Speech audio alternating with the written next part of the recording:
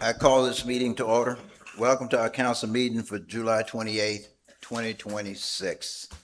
Virtual participation in council meeting are available on your computer or smartphone via Microsoft Teams or by telephone.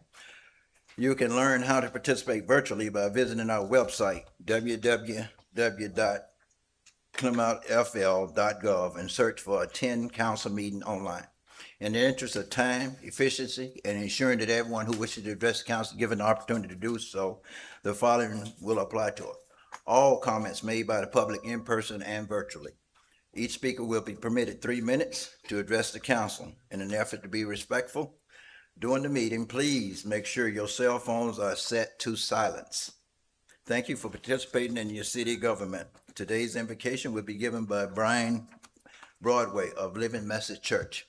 Please rise and remain standing for the Pledge of Allegiance. Good morning. Let's pray. Father, we thank you for this day. We thank you for your kindness, your mercies. We ask today, God, that we show justice and love and understanding as we grow together. We ask that we learn from what is written. Your book of Micah teaches us of justice, teaches us of a shepherd king that changes us internally with kindness that manifests as external character. Help us to show that character today so we'd act justly, that we'd love mercy, and we walk humbly amongst each other. In Jesus' name, amen. Amen. Pledge allegiance to the flag of the United States of America and to the republic for which it stands, one nation, under God, indivisible, with liberty and justice for all. Please be seated. Amen.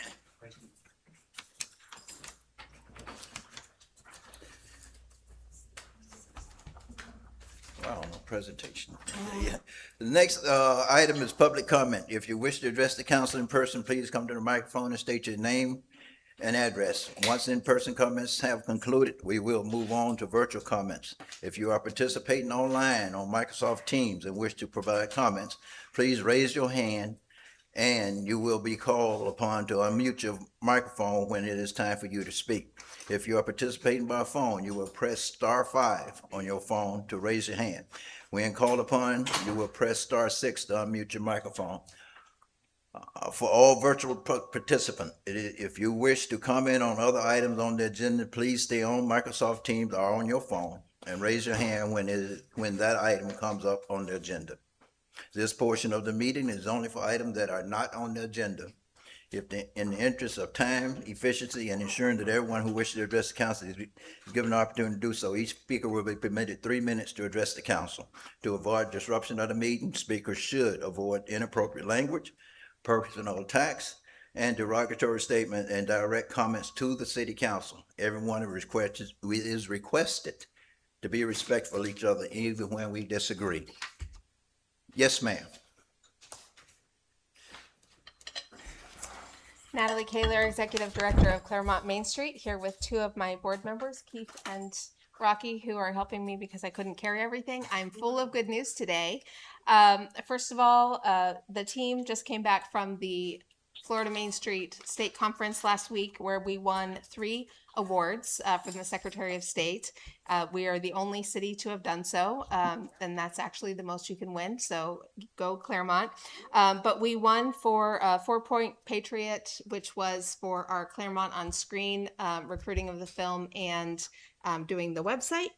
And then we won for, these are really hard to read, our Clermont Flag Walk. So the flag walk that we had last month, they actually told me to submit that application. So when you know someone tells you to apply for an award, you're going to win it. So that was great.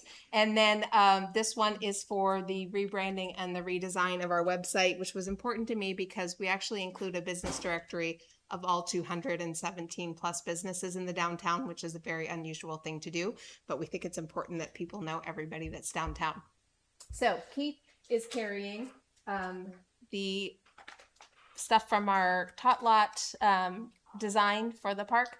And we had about 75 kids show up to the park that day. And we were wearing these as the grown-ups. We have these to send to the kids that they are official park planners. We got incredible submissions and look forward to bringing that to the design team and then ultimately to City Parks to try to talk through. But we were so excited. The amount of work that kids put into that was amazing. And the detail, like they had graph paper. We had a proposal that was 7 pages long. It was absolutely delightful, and they came up with some really, really great concepts, which Councilman Mann can talk about. He was there. And then finally, we launched our Clermont, With Love from Clermont Art Initiative yesterday. So we have a call to artists out right now. And these are the 3 sample paintings that we have. We're going to do a total of 50. So I'm looking for 47 more artists. The call to artists is on our website. They just have to tell us, give us their website or Instagram handle or wherever where their art is, give us a sample of what their art is. And then we have 230 some photos that we got from the Historic Village that show all different kinds of life in Clermont. And so the artists are going to be able to pick from one of those paintings and then convert it in pictures and then convert it into a painting. But these are just some examples. That dress is from the Historic Village on the 2nd floor of the Kern House. And so all she had was a picture of that, and she put it in the little storefront. So I just love what the artists have done with this already. We are paying the artists $300 to do that. And then the paintings are going to go up in the businesses starting in September. We'll have a launch at the farmer's market on September 13th. And I did it with 3 minutes, 3 seconds to spare. The end. All right. Except I have one question. I know Yes, sir. school, I think our school's starting in about 2-3 weeks. Are we gonna send an invite to the kids for the art contest? Yes, when they so come back? it's out in public. Anybody can apply. We Yeah. take all different sorts of styles, and so yeah, kids want to apply, they certainly can. Okay, well, I think when the school start, we probably have to send them a special invite and let them know. They Yes. probably wouldn't know to look at the website and everything if we. Well, the call is over on August 7th. Yeah. So we would okay. have to School, do it. yeah, okay. All right. But Well, it is it's too something late. that we could do for next round, Yeah. for sure. I Well, would love thank that you. if we did Yeah. a kid round. That's really smart. Well, You're a thank, smart great, man, look Mr. great. Mayor. I have Well, one question. congratulations. Thank you. Do you have one more bit of news to share with the community that was revealed at the conference? Oh, see, I only have 3 minutes. Yes. So Clermont Main Street and the city of Clermont are going to be hosting that conference next year. So we'll be bringing all the Florida Main Streets, and the Secretary of State usually comes the day before, and he likes to participate in the Wednesday night activity. So I actually played putt-putt behind him last year. So we have to make sure that we do something really fun on Wednesday night. But it's about 250, 300 people that come from all around the state. And we get to host them from Sunday to Friday, basically. And we already have reserved the recreation center for our formal dinner where they give away all the prizes. And then other than that, we're just going to start planning. So if people want to be involved, we would love to have people in the planning team. Do you know when that's going to be? They're typically middle to end of July. Okay. So we know that, but we don't know the exact dates. Okay, thank We're you. waiting on the Secretary of State for that. Thank you. Congratulations. Thank you for the reminder.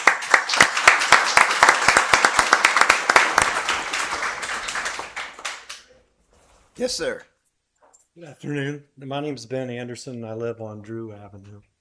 And I called the city police a couple weeks ago and spoke with an officer, Robondo, about the excessive speeding on Lakeshore Drive from Hooks up to East Avenue. And he said that he was aware of the problem and that they do patrol that area, but he suggested to me that I come here today and request a speed study be done on that stretch of road. And I did observe yesterday that there was an overturned car. I don't know if you guys are up on it, but I looked down the street and there was an overturned car on its hood. I mean, on its roof. And apparently I heard from a neighbor that someone had shot off Lakeshore into the lake. And so I'm assuming that either they're having trouble realizing the importance of stopping at East and Lakeshore, or they're just not getting the visual and audio stimulus to do so. So that was my request today. Okay. Thank you, sir. Mr. Van Wagner, can we get with Chief? I know we did a study not long ago, and a few years back, I think it's been, but, see if we can get with Chief and get another one going down there. And I'm quite sure now with we resurfacing the road down there, they probably speeding even worse. Yes, thank you. So, but we'll get with Chief and see what we can do. Thank you. Yes, Good sir. afternoon, Mr. Mayor and Council. My name is Dennis Allard, and I live on Nature Cove Lane here in Clermont. The last city council meeting I attended was on March 24th of this year. I reported on my positive experiences on separate ride-alongs with Officer Khan and Officer Hernandez. I also commented on the prevailing verbal and physical attacks and attitudes on law enforcement on all levels.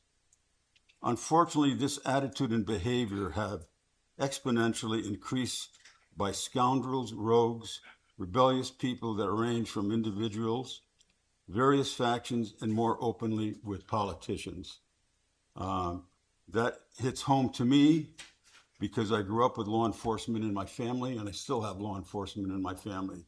So that doesn't sit well with me. I indicated that I would be eligible to request another ride-along this past May. I did and was assigned to Officer Clay Urquhart on May 25th, Memorial Day, which had a wonderful ride-along with him as well. It was a slow day on the ride-along with Officer Urquhart, and so he suggested that when I'm eligible again in November for another ride-along, to request a weekend evening. I will, with Captain Strickland and Lieutenant Marshall. My recurring positive observations and attributes from my ride-alongs are professionalism, knowledge, friendliness to me, freely informative in explaining current calls that are being addressed, the quick response on backup calls. Based on my experience with the Clermont Police Department, I said it at the last city council meeting, and I'll say it again. The Clermont Police Department is second to none. My highlight after each ride-along is the permission given to me by the officer for me to pray for him and his family and other officers and their families, that God would give them health, safety, and protection from evil. Finally, when I went on the last ride-along, I had found these at the Clermont Police Department. Some of you know about these patches that you can buy at the Clermont Police Department. And I think it's a wonderful cause because these patches promote and are sold for women's breast cancer research. And so the last time I went to get a couple patches, I went to the Clermont Police Department to purchase a couple patches, and I had the privilege and good fortune of finally meeting Captain Strickland there, and I appreciated the time he gave me in our discussion. So I'd like to close by just saying, pray for our law enforcement, first responders, military, and government, and just take the 10 seconds that it takes to go up to one of those people and thank them for their service. Thank you. Thank you, sir. Appreciate it. Yes, ma'am. Hello. My name is Sarah Jo. I'm a homeowner in Clermont, a mother of 3. I'm a nurse by trade, and I currently work as a nursing instructor at Lake Sumter State College. I'm here today to follow up on some comments I made publicly 2 months ago regarding the marijuana dispensary that was allowed to open across the street from my children's school. I was told that the matter was referred to the state AG, but I haven't heard back, so I just came back to follow up. I also just want to reiterate my concerns regarding the increasing amount of marijuana dispensaries being allowed to open in Clermont, along with a large number of smoke shops. Clermont currently has, per Google, at least 7 marijuana dispensaries and at least 13 different smoke shops. These stores provide no benefit to our community and are selling products that are untested, unsafe, and known to be addictive. The business model for these types of industries is to create addicts. That's why they exist. They want to get you addicted. They want you hooked on your product, so you keep coming back and purchasing more.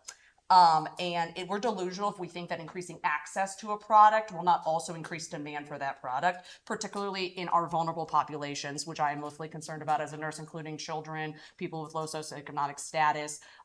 Basically, people who are desperate turn to these products for relief because they cannot get proper help, right? That's why they do these things. And we know that when restrictions on illicit substances like marijuana are removed, increases in addiction, crime, homelessness, and death quickly follow. That's what's going to happen to our city as long as we continue to allow these stores to proliferate with no zoning regulations. The purpose of government is to promote the public good and human flourishing. And I'm calling on you as our elected representatives to do whatever you can to protect our community from these predatory businesses. Adults are free to do whatever they want in the privacy of their own home, but you do not have the right to push addictive substances on children who cannot defend themselves. And I actually brought some things to show you guys because I like show and tell. And I actually went to a smoke shop for the first time in my life, never done it before. But I want you to understand what these products look like and how they are marketed to children. If you saw this, would you think this is candy? Yeah, this is a THC gummy just under the legal limit. You are allowed to purchase this without a marijuana card. Okay, much worse, actually, to be honest, than your THC products are your kratom products. If you don't know what kratom is, it is a natural plant substance. It is. A lot of things are natural. I always say arsenic is natural, so is kratom. And so kratom is highly addictive. It does cause overdose deaths, particularly when in combination with other drugs. If my children saw this, they would eat it. Okay, these products are actually not even that expensive. I spent about $40 on all three of this. If you want to buy a lot of kratom, the store that I went to, I thought about taking pictures, but I thought that might throw me out. You can buy jars and bags this large, absolutely enough to cause an overdose, particularly in a child. There's about $40 worth of products. And so these things are highly addictive. And you do not need a medical marijuana card to purchase any of them. And the challenge, and this is why these types of stores need to be restricted versus restricting the product themselves, is once a product becomes illegal, they just change the formulary and it becomes a different product. So for example, 7-OH is a form of kratom that just recently became illegal. They're now pulling it off the shelf. The lady selling me the product was actually telling me about it. And so these products are out there. Children will get into them. Can I actually have the pink one back real quick? I know what I just want to show you something. Here's the pink one. I want to open it up so you can see it. I brought gloves so I can show you. So these, if you look at these are gummies. I apologize, but let me just show you really fast. These are gummies. I don't want you to touch them so it's not on your hands. But I brought gloves for this purpose. If a child saw this, what does this look like to you? Okay. Ma'am, I need you to go back to the microphone, Anyways, please. this is what they look like. I just want to make sure everybody understands that these products are sold. You do not need a marijuana card, and this will kill kids. And this is what they look like. And this is sold in a smoke shop, not in a marijuana dispensary, right? You don't have to have a card to go in there.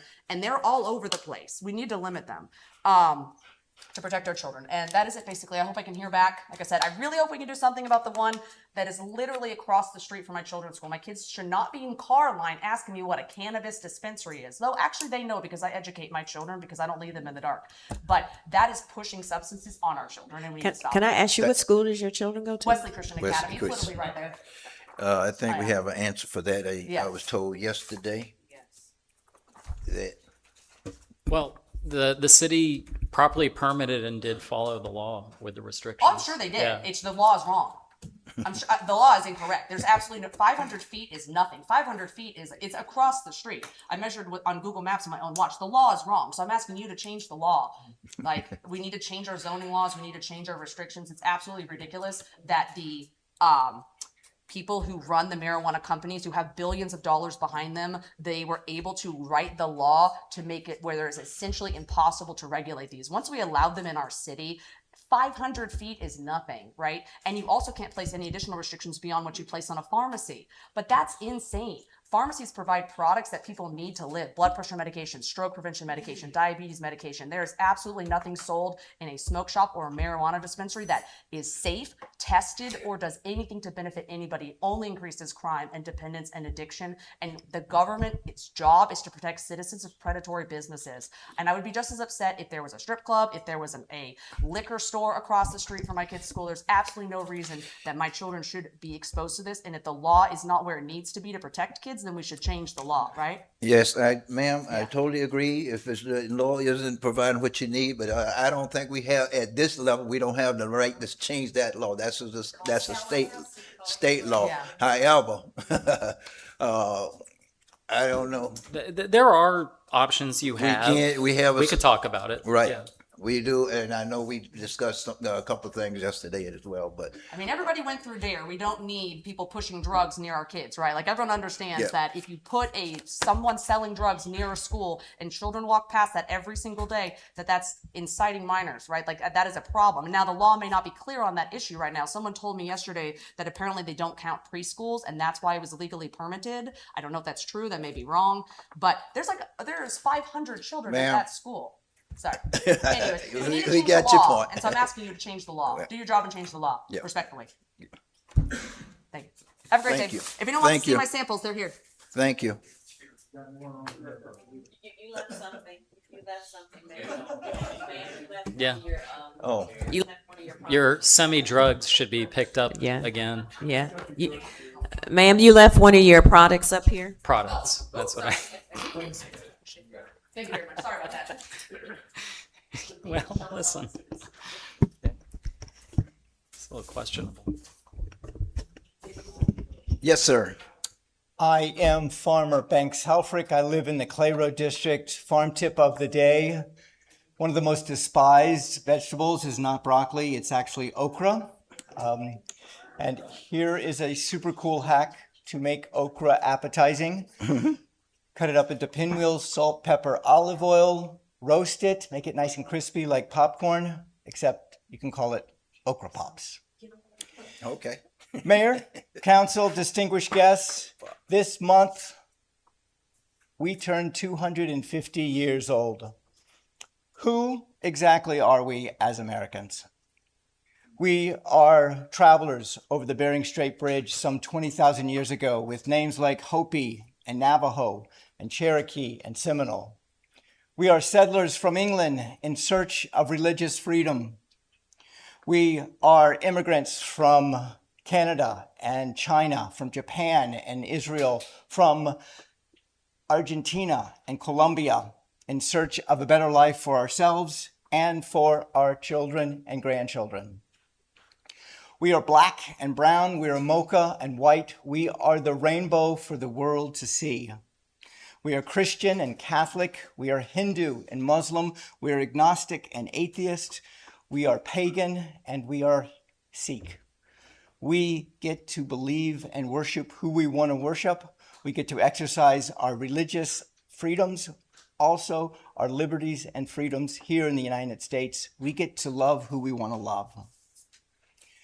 The two things that America has that no other country has is, one, we are diverse, and two, we are united. In fact, our first name is United. Without United, there is no us, and without unity, there is no United States of America. I am Farmer Banks Helfrich, candidate for State House District 25. I am an immigrant, and I believe in the United States of America. May you all be blessed. Thank you for allowing me to speak. Thank you.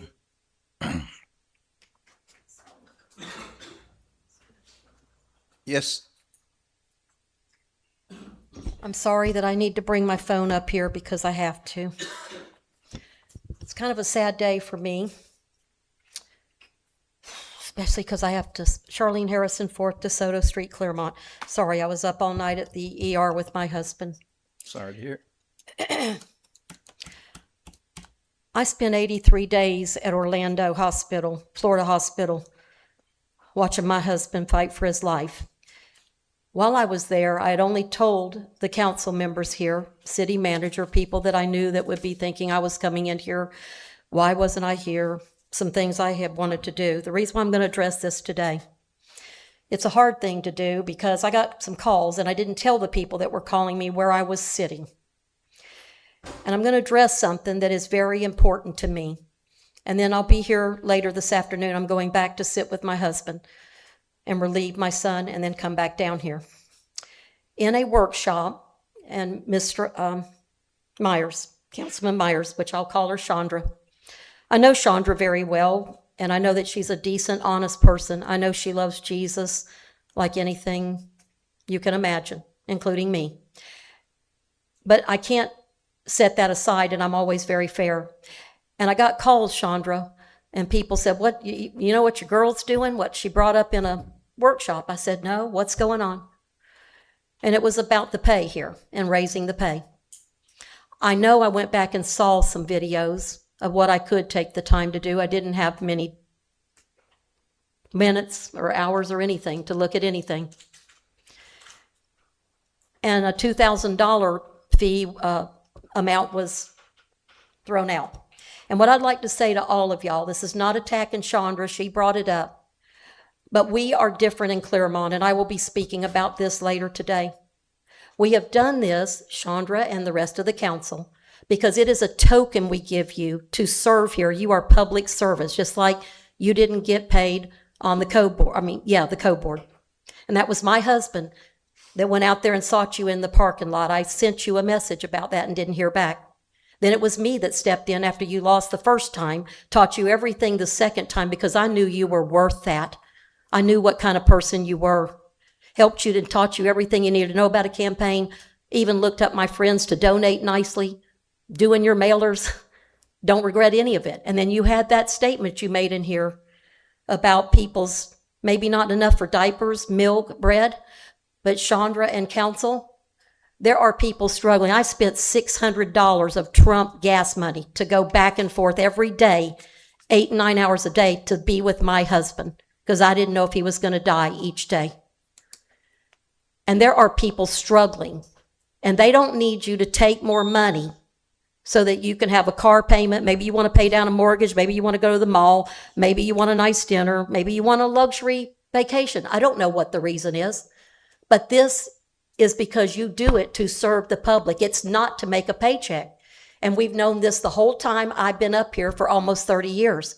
That's why we do it, because people will run to sit here for a $2,000 paycheck and they will destroy this town. And if you need a job and money, go get a job, a real job. And that's not me attacking Chandra. I'm just speaking out loud because it came up that way. And it hurts me. And it's hurt my husband and it's hurt me. So something that I believed in.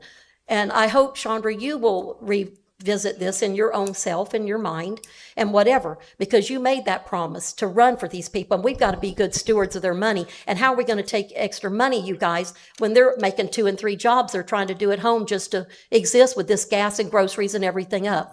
So I wanted to educate everybody, and the public is listening and online. We don't do this to make a paycheck. Ms. Ford, take 15 seconds to wrap it Yeah, up, well, please. the lady went on and on up here, and I did tell her back there, she needs to call Tallahassee. That's where the laws are. Y'all can't change it. So there you go.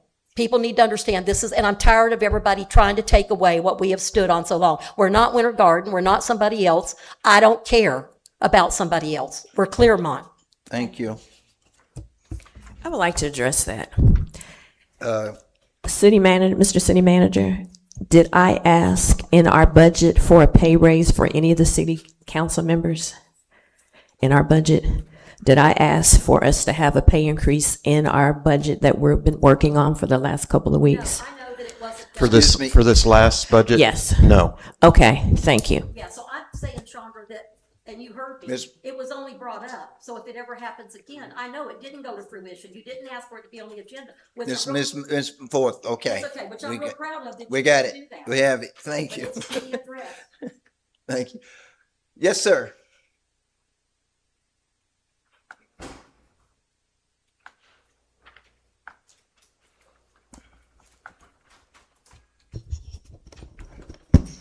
Sterling Fry, 1647 First Street. And I really hadn't planned on being here today and making a presentation, but somebody came by my house who was concerned about speeding, and they asked me to be here today to be part of the group. I don't know, I came in late, so I don't know if anybody has presented anything on speeding, have they? Yes, sir. It was addressed earlier. What's that? It was addressed earlier, and I think they got with the chief of police to try to do a study. Okay. So anyhow, if you recall the last time I was here, I spoke about the speeding, especially on Lakeshore Drive, and the condition of the roads, Lakeshore Drive and East Avenue, and lo and behold, in 2 weeks, it was all fixed. So thank you for that. But anyhow, meantime, I did have a chance to talk to some folks in the city about let me back up a bit. As you may recall, I gave you that flyer on ways of controlling speeding other than stop signs. You recall that? So anyhow, I said I would come here and speak in regard to that. So I did have a chance to talk to some folks in the city about the traffic tables instead of stop signs. And the understanding that I got out of that was that Clermont has a policy of no speed tables. And so I'm wondering why. Well, the closest I could get was some folks don't want those, especially if they're placed in front of their house. I guess they don't want to hear the hubcaps rolling or whatever. But I think if you ask the people out around Lakeshore Drive in the county where they put those in, I don't think you'll find too many of those folks complaining about having speed tables in front of their houses because their problem is solved. That's working beautifully out there. And what I'm here for today is to reinforce my concern about placing stop signs one after the other to control speed, and they are not recommended in that information, that study that I gave you. So what I'm here again for today is please, no more stop signs. Let's do some speed tables or something else that might work. And that's it. That's about the long and the short of it. Thank you. Thank you, sir. Again, Mr. Van Wagner, please get with Chief on all that, please. Yes, sir.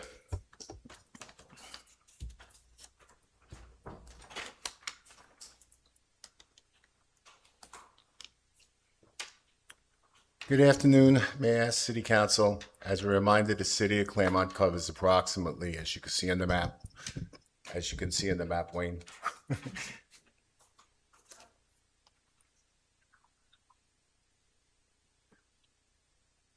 The city of Clermont covers approximately 19.6 square miles and is home to approximately 54,000 residents and more. As our city continues to grow, it is important that the discussion and decisions are based on accurate information. As an advocate, as you are well known, of South Clermont, I would like to follow the statement to be entered in the public record.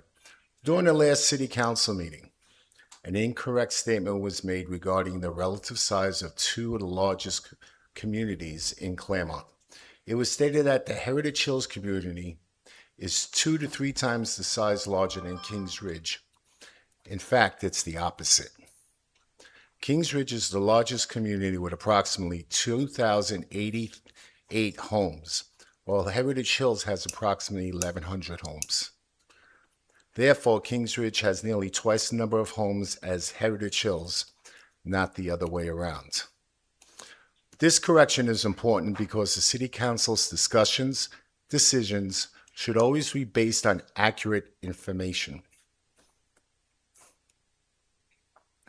When the size and the population of a community are misstated, it can create a missing and misinterpretation of where residents live and the needs of the community. Accurate data is essential when considering representation, infrastructure improvements, public safety, transportation, parks and recreation, and the equitable allocation of city resources. I'd like to thank you all for your time and your continued service for the residents of Clermont. Thank you and have a blessed day. Thank you. Oh, by the way, since I still got a little time, you could show that map. As a side note, the line is Kings Ridge. The blue is Heritage Hills.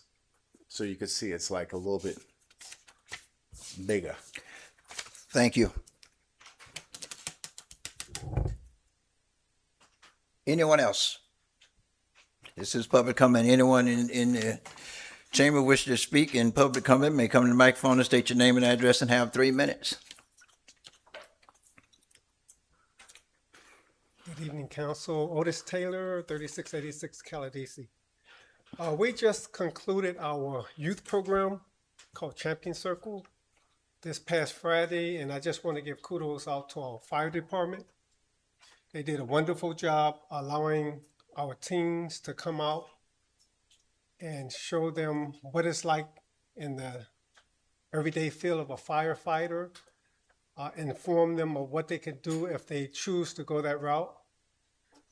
We also, I want to give kudos out to our police department. They did an awesome job when we did our police tour. And then we had our grand, which we do every year, a grand basketball game. We had 17 young men, and to be able to work with a group of young men we had from all nationalities, from all parts of Lake County. This year was really, really good. We really enjoyed working with these teams. We'll continue to work with them throughout the school year, but the summer program is over, and it was just a win-win situation for us in the community as mentors, and then also our teams. We are happy to say that we took the trophy back this year. It was a battle at the end. We ended up winning, I think it was 76-56, so it was a real good, exciting game for the boys. But the takeaway was our youth getting together with our officers. It just melts down a lot of problems that could be in the future.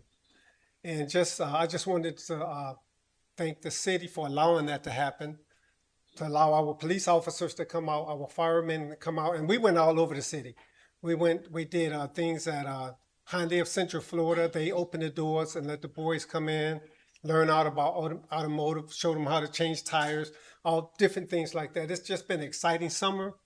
But I wanted to say I am so thankful that we live in a community where we're caring for our youth, because they're the ones who are going to be taking care of us. We don't train them today. We know what to expect. So one of the other things we like to do during the school year is work with, we're going to go up to the Arts and Rec and see if we can get a couple of rooms to work with these kids during the school year also. So it just bringing our community together, it was just a fun time. And I just want to thank everyone that was involved, and thank you all for allowing that to happen. Thank you. Anyone else? Anyone else in the chamber wish to address anything in public for public comment? If not, we will close down public comment for the chamber. Oh, I'm sorry. Excuse me. I got it. Thank you. Anybody online? Not this time, sir. Okay, thank you. I got it. Thank you. All right, in that case, no one online and no one else in the chamber. I'll go ahead and close public comment. And at this point, Mr. Van Wagner, any changes to the agenda tonight? Yes, Mr. Mayor. Item number 10 is a request to table resolution number 2025-043R to September 22nd of 2026. Okay. Since that's already on here, we do not need a motion for that, Mr. Wolf? Yeah, we do need a motion. We still need a Yeah. motion? Okay. I entertain a motion. I need to read it. Yeah, I was gonna say she has to read it, and I have a question too. So, yeah, I just have a question. A resolution of the City Council of the City of Clermont, Lake County, Florida, establishing residential utility rate discounts for persons aged 65 and older, providing for conflict severability, administrative correction of scrivener's error, publication, and an effective date. Okay, I'd like to make a motion to table item number 10, resolution 2025-043, on to September 22nd of 2026. I second. Okay. Yes, sir. You had a question? Yes, I would like to offer an amendment or ask Mr. Peterson if he'd be willing to entertain it. I'd actually like to request to table this to December 8th.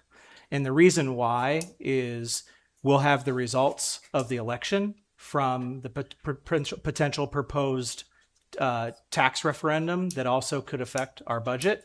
And I think we should have all that information in totality before we make decisions. This is September, before the election. I understand that. And I'm asking that I would prefer to have this tabled till after the election. And so I would ask my fellow council members to support tabling it to December 8th. Well, I do have a motion and a Yeah, second. so there's already a motion. I'm willing to make an amendment, or if Mr. Peterson wants to stick with September 22nd, we can vote on that. And if it votes down, then we can try December. Do another one. Mr. Peterson, would you like to amend your motion? Staff is fine either way. Whatever you want to do is Okay, fine. I mean, that was the staff recommendation for that particular date, correct? We're okay. Okay, so then I'll amend it to November. December 8th is the first meeting post-election. Okay, so I'd like to make it a change in that to December 8th. And I'll second it. 8 December. And I have a second. Okay, I have a motion and a second that we table item number 10, resolution number 2025-043R to 8 December 2026. Any further discussion? Hearing none, all in favor, let it be known by saying aye. Aye. All opposed? Aye. All opposed? And chair vote aye as well. I got you, 5. Motion passes 5-0. Yeah, I don't know. Do we need to make an announcement to let people know that Councilmember Strange is on phone so that people know she's here? Yeah. I mean, Councilmember Strange is on the phone, and we can adjust the volume if y'all can't hear. But it sounds like she can hear us. So okay, now here, yes. I can hear you just fine. Okay, thank you. Any other changes, Mr.? No other changes. That's the only. Okay. The next portion of the meeting is the consent agenda, which contains items that have been determined to be routine and non-controversial. If anyone in the audience wishes to address a particular item on the consent agenda, now is the opportunity for you to do so. Additionally, if any staff or members of the city council wish to speak to a consent item, they have the same opportunity. The consent item this evening is items 1 through 9. Any items need to be pulled? Are there any items that need to be pulled? Mr. Mayor? Yes. I don't have one to be pulled. I just have a question. Okay. And then maybe we need to pull it. Item 3, we have in the staff report, this is for the Bishop Field Right. Advisory Committee. We have in the staff report that the applicants are required to be a resident of Lake County. And we have one of the folks on here that actually does not live in Lake County. So but they coach here in Lake County. They coach in Clermont. I don't have a problem with that, but I guess I want to ask the question of the city attorney. If we do deviate from what was published, do we need to reopen that up to anyone outside of Lake County before we make that appointment? And can we just appoint the rest for the time being, or can we just go ahead and move forward? So there's two things I would say in answer to your question, Councilmember. One is when I look at the language in the actual resolution, it has an or. It's like 3 parts, and then there's or. So the way that I read it legally is resident of Lake County, knowledge, blank, blank, blank, comma, or the third one. And that's so, fine by me then. So I think it's okay without amendment. Great. If you think that's good enough. I'm okay with that. I just wanted to make sure we weren't doing anything that would get us in trouble. Yeah, that's great. Okay. In that case, anything else that need to be pulled? Hearing none, I entertain a motion on items 1 through 9. I make a motion to accept items 1 through 9 on the consent agenda. Second. Okay, I have a motion and a second for approval of consent agenda items 1 through 9 as presented. Any further discussion? No. Hearing none, all in favor, let it be known by saying aye. Aye. All opposed? And the chair votes aye as well. Motion passes 5-0. Thank you. Moving right along. Item number 10, we're taking care of early. Item number 11 is for final consideration of ordinance number 2026-024. An ordinance of the City Council of the City of Clermont, Lake County, Florida, amending Chapter 18 of the Code of Ordinances to include definitions and prohibitions relating to illicit discharges and illicit connections to the city's municipal separate storm sewer system, and to establish inspection, monitoring, and enforcement authority relating thereto, providing for conflict, severability, administrative correction of scrivener's errors, codification, publication, and effective date. So no presentation?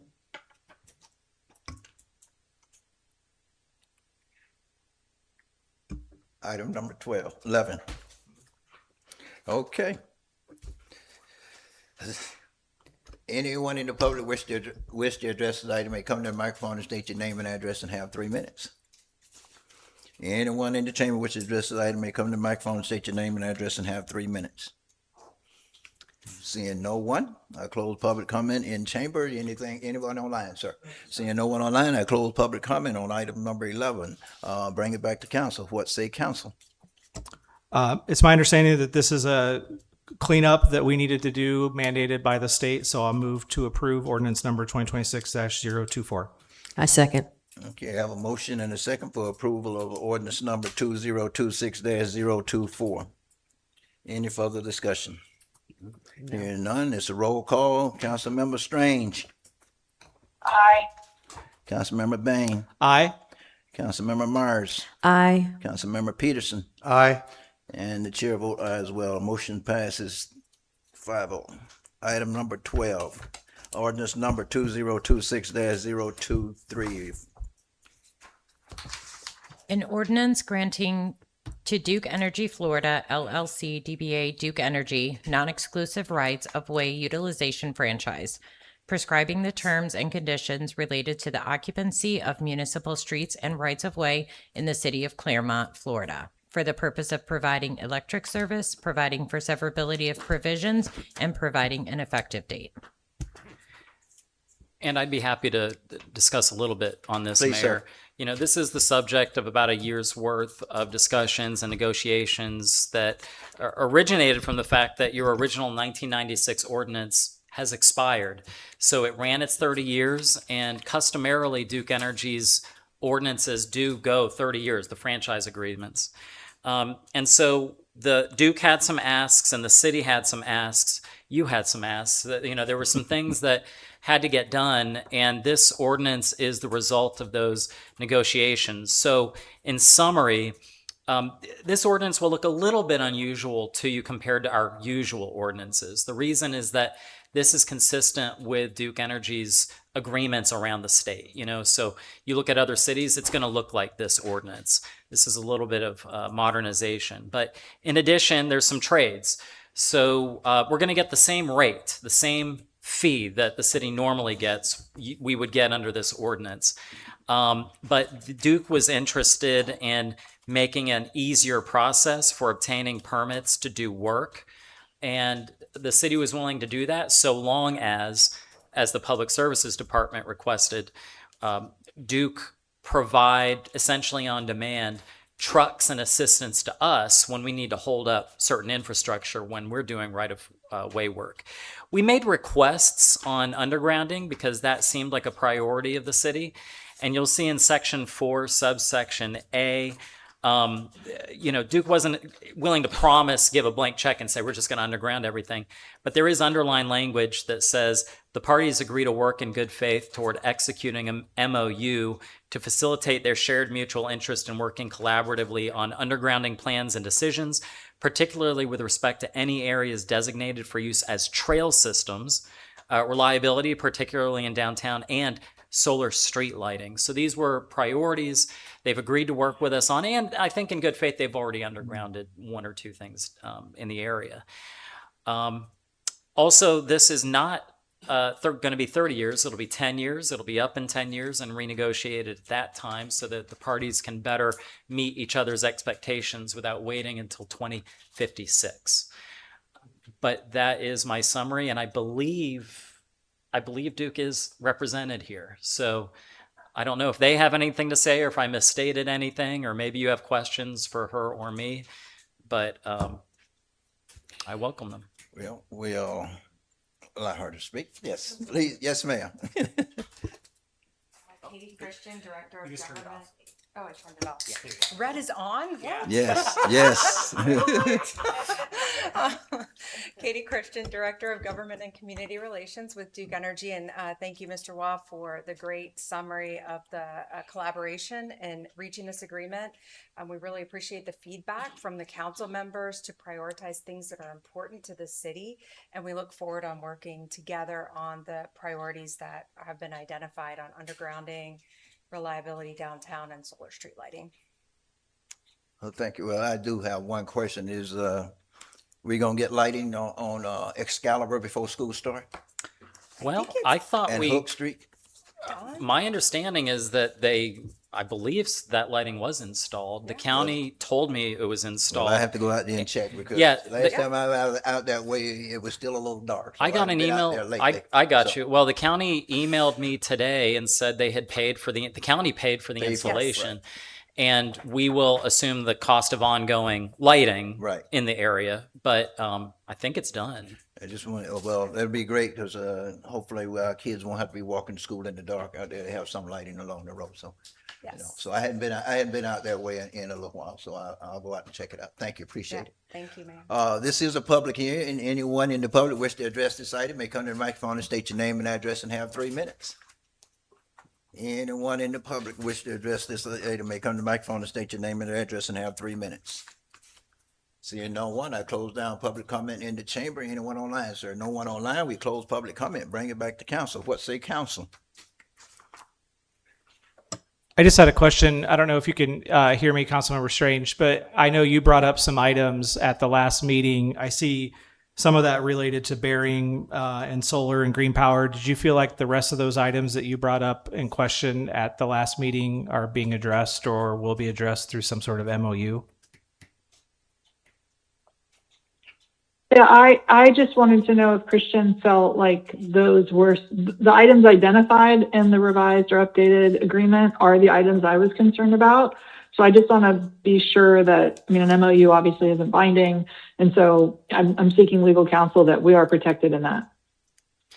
My understanding is that this does address the items you brought up, and Yeah. you know, if there was something missing, we will address it. I mean, we've been in regular contact, and we have to have this. Yeah. Yeah, so I'm okay with it as it is, as long as Christian's okay with it as it is.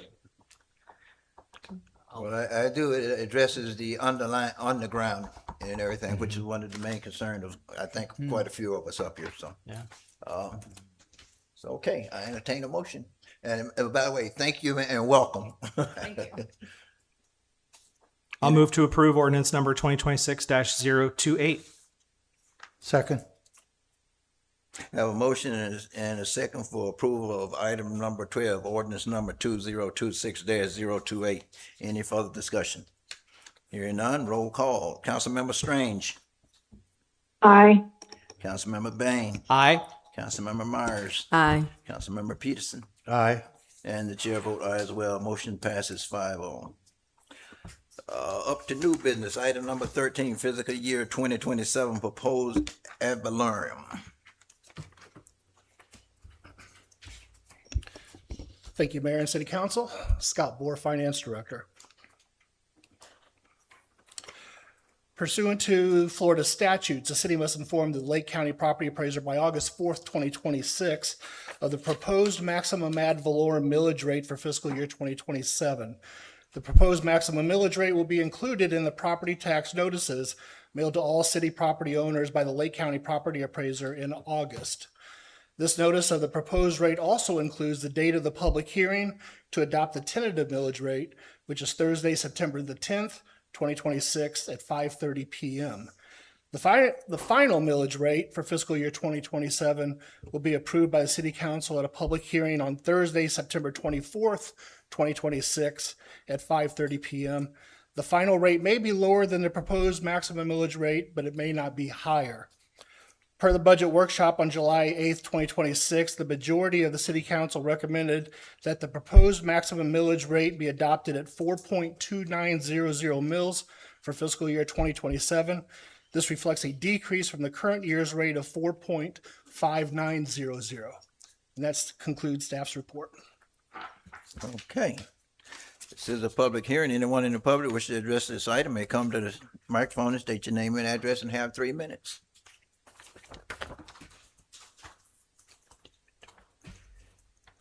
Otis Taylor, 3686 Cala, DC. My question would be, if the bill passed and we are lowering our rate in September, it looks like we could have some issues. But by law, we have to have this by September on the books, or is it something that we could push off like we did the others, just in case we're not paying these property taxes, and then all of this is going to kind of mess everything up? Okay, address it later. Please, sir. Yes, sir. Good afternoon. Joe Famasi, 2693 Jumping Jack Way. I hope that we can get back to the 4.2900. I think that working on an adequate and effective budget is going to take hard work. No matter what happens with the amendment, we're still going to have to figure it out. It's not our job to tell people how they need to vote. It's our job to get in and learn how to fix it. So let's get down there. Let's make this budget work. We have priorities. Public safety, infrastructure, those kind of things that we're supposed to be focusing on. So I hope that we look at this as an opportunity to make our budget more efficient. Thank you. Thank you. Anyone else? This is a public hearing. Anyone in the public wish to address this item may come to the microphone and state your name and address and have 3 minutes. Anyone else? Seeing no one else, I close public comment in the chamber. Anyone online, Mr. Wayne? No one online. We have closed public comment online. And bring it back to council. What say council?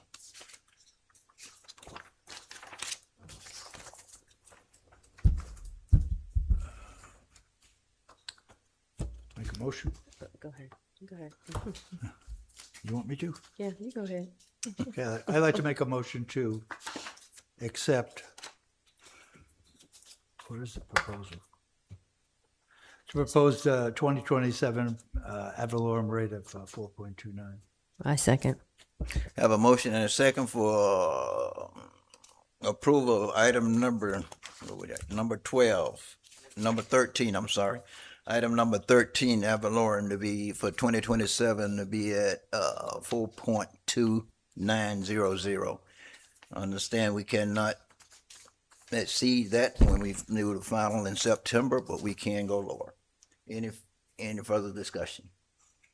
Hearing none, all in favor, let it be known by saying aye. Aye. Aye. All opposed? Chair vote aye as well. Motion passes 5-0.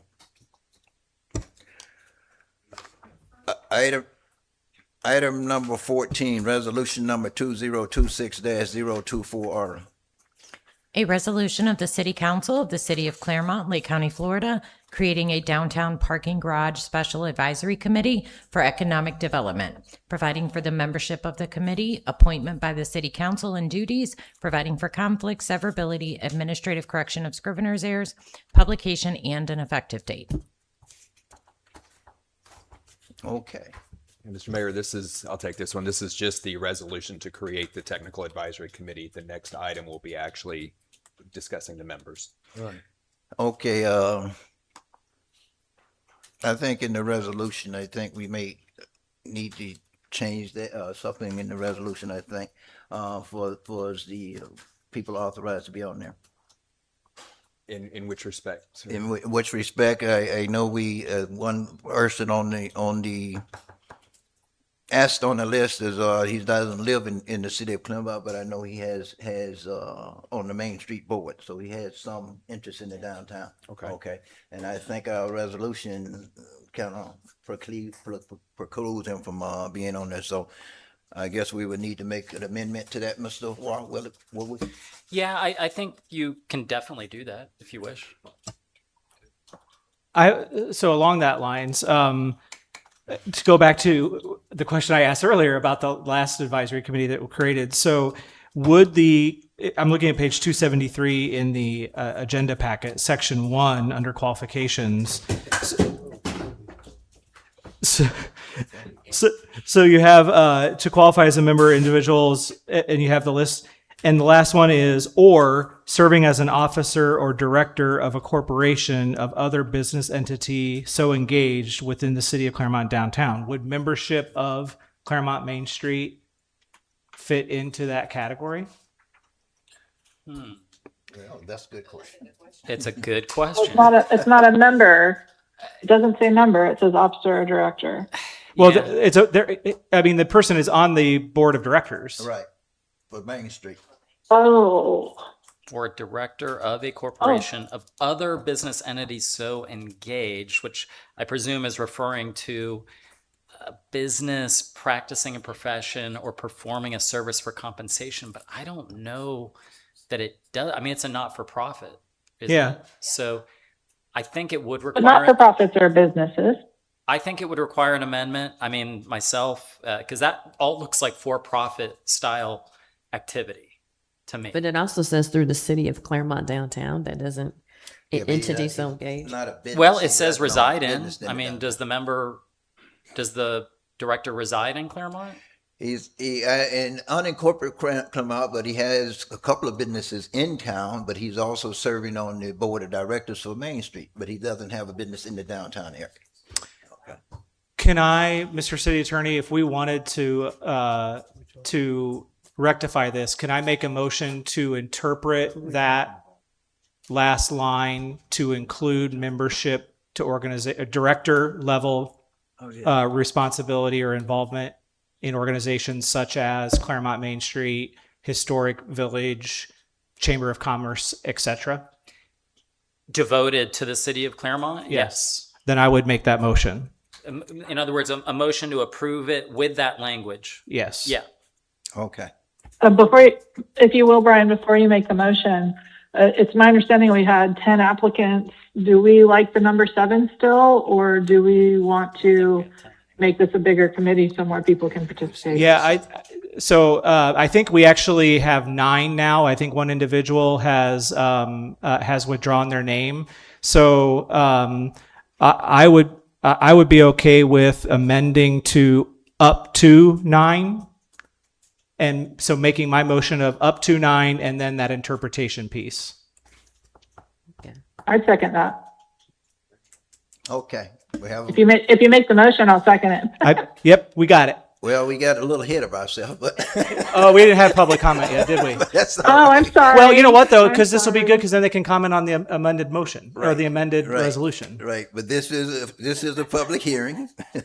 Anyone in the chamber wish to address this item, may come to the microphone and state your name and address and have 3 minutes.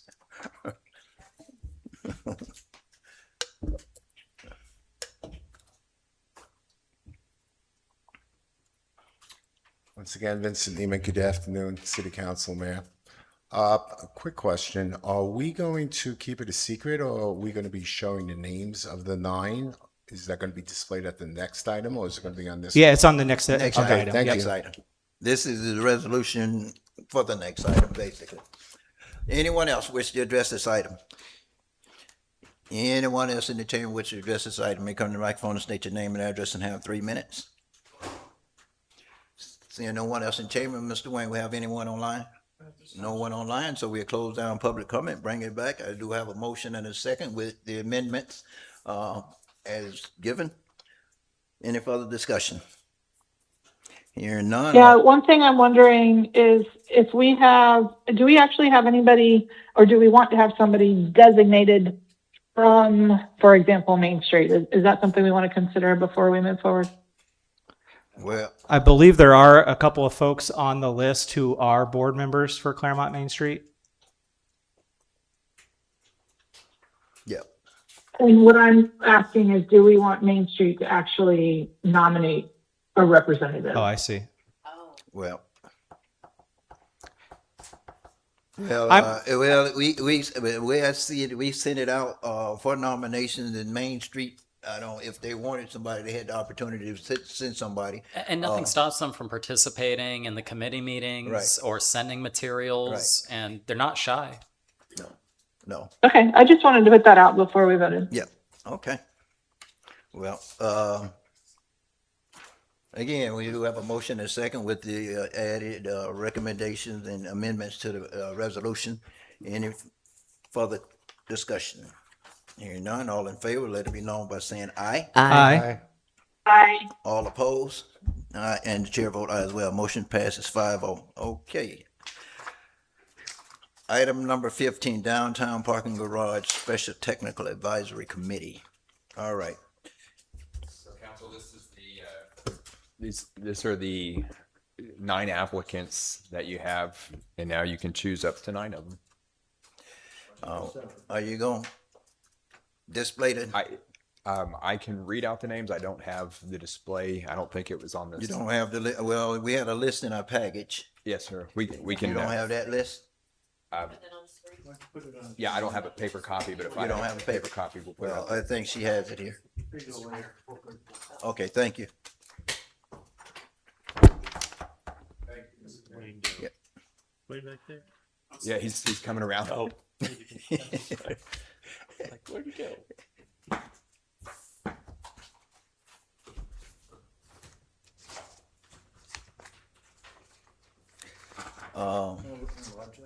Would you, and Mr. Matthews, I'm gonna ask you to let the people know exactly what this committee gonna be doing. Okay. Their purpose. Can you flip to the next page? There we go. Thank you.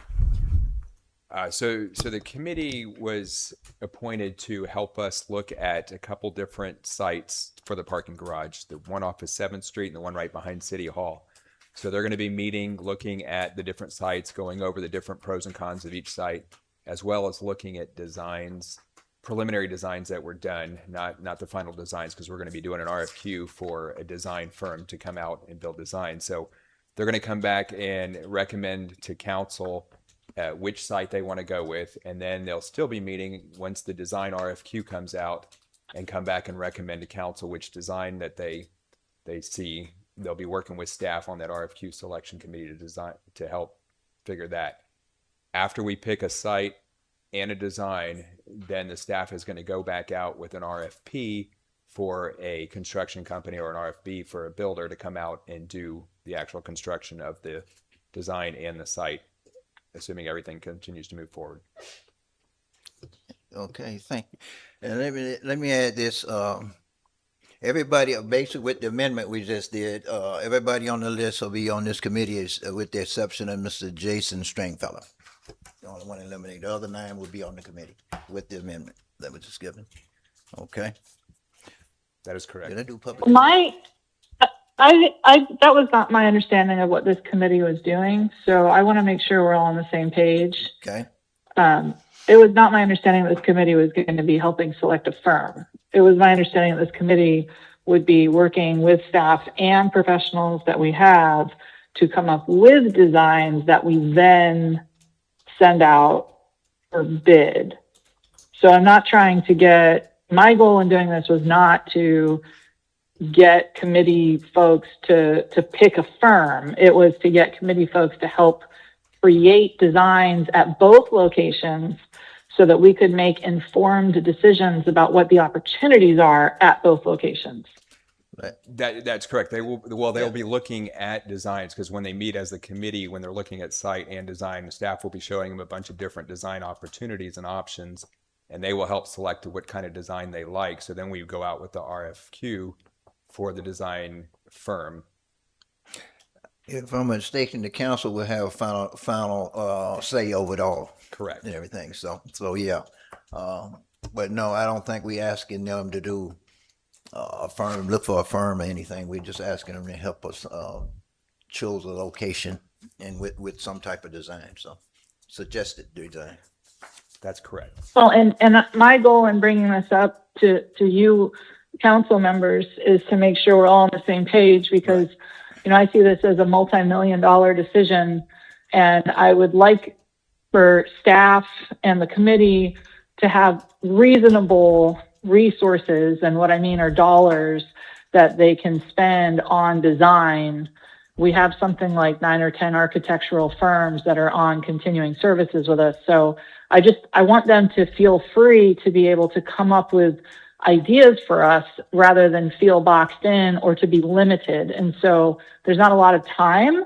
So if we are comfortable, I'd like to give staff some sort of, whether it's a budget or some sort of approval to spend a little money so we don't feel boxed in, so we don't spend several million, jump over dollars to pick up pennies, in other words. So I want them to be able to, if they came back to us with 5 or 6 designs, I'd be happy with that, is my point.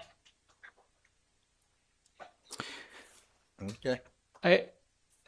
Along that same line, if it's okay to just discuss, because I know I received calls, I don't know if other people did, about where we were with this and what actually we approved at the last meeting on the 23rd of June. So I went back and watched the meeting. To your point, Councilmember Strange, because I wanted to try to recall what exactly you made as your motion, and then I seconded at that meeting. Mm-hmm. And correct me if I'm wrong, but when I look back at it, here's what I heard and made some notes on, that it was a 2-pronged motion. The first was to create a citizen committee to work with staff and professionals to come up with design for garages at the 7th and Mineola and City Hall locations, and to deliver concept plans and estimated budgets within 60 days. And, yes. And then the second part of that was simultaneously staff would advertise an RFP or some sort of invitation to bid, I think is what the language we actually came up with, to do a PPP, a public-private partnership within the CRA for parking solutions and options that is totally different from the city garage, and have that delivered by September 22nd. Yes, and in that vein, I think for clarity and transparency, that my understanding is our attorney has identified prong number 2 as the best vehicle being an RFI, which I think is request for ideas. Yeah, and I'm okay with that. I think we pretty much kind of gave them the open-ended, whatever RF, fill in the blank, was best to meet that need. So I guess to your point, Councilmember Strange, about the committee and the work. So my first question is are we still on a 60-day, and is that 60-day from June 23rd, or is that 60-day from today? And number 2, I mean, what would we need to spend? I guess I'm curious, what would we need to spend or do to help the committee come up with designs and budgets and plans to present to us for us to vote on the location and go out to bid? I think I have the same question as you, Councilmember Bain, which is I don't want staff or the committee to be handcuffed by lack of resources on coming up with ideas and concepts for us. So I know the city manager can spend up to $50,000, but I don't think we have an allocation for design for parking garage in our budget right now. So I just want to publicly be having the conversation about, are we comfortable with the city manager or the designee working with the committee to spend some money? And my position is, as I said before, if they came back with 5 or 6 designs between the 2 locations, I would be okay with that. I'd like to see options. And I guess my answer to you would then be, yes, I'm okay with exerting resources, allocation, funding to help them create the designs for those plans and budgets to bring to us. So I don't know if we have to approve that or if we're good with up to the 50,000, and just give verbal authorization to the city manager that they can bring an item back to us if they need to reallocate that from a line to a line. But I would be okay with that. And then as to the time limit, I think, my original intent was to move this forward quickly. What I don't want to do is have the appearance or feeling of dragging it out. But I think if we could get an update, at least by the second meeting in August. And then my goal with the September, the 22nd, was to be able to hear all the ideas from the public and know what those concepts might cost. And so I think getting the cost for those concepts might be a procurement question, RFP question. So we may be running into 90 days plus 15 or 20. I'm not going to get hung up on that, but I would like to at least get an update by the second meeting in August on where the committee is and if they have any designs yet, or something to show that we've tried to, where we're at on that process. I mean, didn't we vote on getting our own design center in the city? And couldn't the design firm then do the plans and we could give them the concepts? It could, but that's in the 27. We haven't approved that yet. But yeah, that's what I'm trying to. It would be helpful if we had that right now. It's the point. But Mr. Waugh, there's been mention of giving the city manager up to $50,000. This is the item that isn't in the budget yet, Mr. And so would there need to be a motion to amend our budget for this $50,000 to authorize the city manager to spend it? Yes. Yes, okay, because it's not in the budget. Oh, you gotta always remember, he has it authorization if it's a budgeted item, okay, so, well, I guess the first thing we would have to do if we want to do that is make a motion to amend the budget for $50,000 to authorize him to spend this money, so, would need to be done, I'm assuming, Mr. Waugh. I mean, I think you could do a motion to allocate the funds, and then we can maybe pass the budget amendment next meeting, for example. Okay. When we figure out where it's going to come from. Yeah. But in other words, I view that as something that we can work after the fact on if you allocate the funds. So we can just have a motion saying we're going to allocate the fund, and then we can. And in the meantime, we can start talking to these people about what these concepts are going to cost to provide these options to the committee. Because it may be that we need to give you different guidance at the next meeting. Maybe it's more, right. Maybe we need more time. But believe me, this is foremost on staff's mind, and they want to execute this. Right. So, If it would be are we all comfortable with up to 50,000? And if he needs more, he just needs to bring it back. But if we can get it done for 50, then we're comfortable with that. I mean, I think we've over allocated in the comprehensive plan what's been contracted so far. So if he was to treat this as part of the comprehensive plan, I think that he legally could do it. I don't know, Christian, if you want to correct me.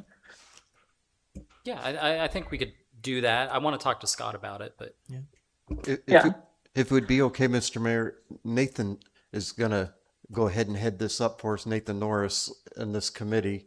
And if he could just take a moment to talk to this, I'd be grateful for the time to let him say something about this. Okay, so in addition to the 9 members that we gonna put on the committee, he gonna be the chair and chairing it, okay. Yes, thank you. I think it might be easier to think of it in terms of some of our history of going ahead and going forward with plans before we've really had the discussion or had the council have the opportunity to identify what we usually talk about in design as the program. What is the program that you really want? And so when we're talking, when Councilmember Strange mentions, oh, it'd be great if we had 6 or 7 different ideas that we could, consider, that actually makes the design process a little easier to have a meaningful choice. If you only have one thing to look at, it's hard to have a meaningful choice because you really don't have choice. So the idea is, or at least in my head, the easiest way to move forward is the first step isn't actually drawing out the parking garage. It's having these community members get together and debate the different elements that they think are important so that they can come back to the council, let's say in that update in August, and say, okay, this is the program, or these are the program issues that we see. The next iteration or the next step would then be to go to the concept stage where you're actually drawing these things out so we can get an idea of the expense. And so there may be opportunities to take funds from our existing comprehensive planning process and maybe allocate that. So that's the other thing that I'd say. So I think we're sort of, as far as decision making, I think we're sort of safe. And I think that with the people that have expressed interest in serving on this committee, they're very knowledgeable and very interested in trying to identify a program that will be helpful to you. Yeah. So that's really what I think would be the process. Yeah. Any questions? And how much money do you think you might need, Mr. Norris? to at this point, because what we're trying to do is give you the resources that you need to help us make informed decisions, good decisions. I'm not sure, but under $50,000 would be enough at the concept stage from my perspective. So the authorizing up to 50 should cover it. Yes. At this point. Yes, Mayor. Okay. Thank you. I'm not sure we did public comment. We didn't. But I think what I just want, if I can just say one other thing, what I don't want to do is push this too far out. Right. I think that was pretty clear from our last meeting that we don't need, they're really, if they're not making a recommendation on location, because we've actually asked them to give us some concepts and estimated budgets on both. So I would like to see that done within 60 days of today so that we could make a decision by the end of September on a spot. Yes. And then we go out to bid for an actual structure. I agree wholeheartedly. And then we approve or disapprove that structure at that location, and we get this either we'll get it decided one way or the other. Yeah. I think that's what the public is asking us to do, and I think that as long as we're on that path, I'm okay with that. I agree. I have no problem with 60 days from today. Yep. I think if we went back to June, we would be putting handcuffing. I think too. you're right. I do too, to be honest. Yeah. But this is a public forum. Anyone in the public wish to address this item may come to the microphone and state your name and address and have 3 minutes. Anyone in the chamber wish to address this item may come to the microphone and state your name and address and have 3 minutes. Seeing no,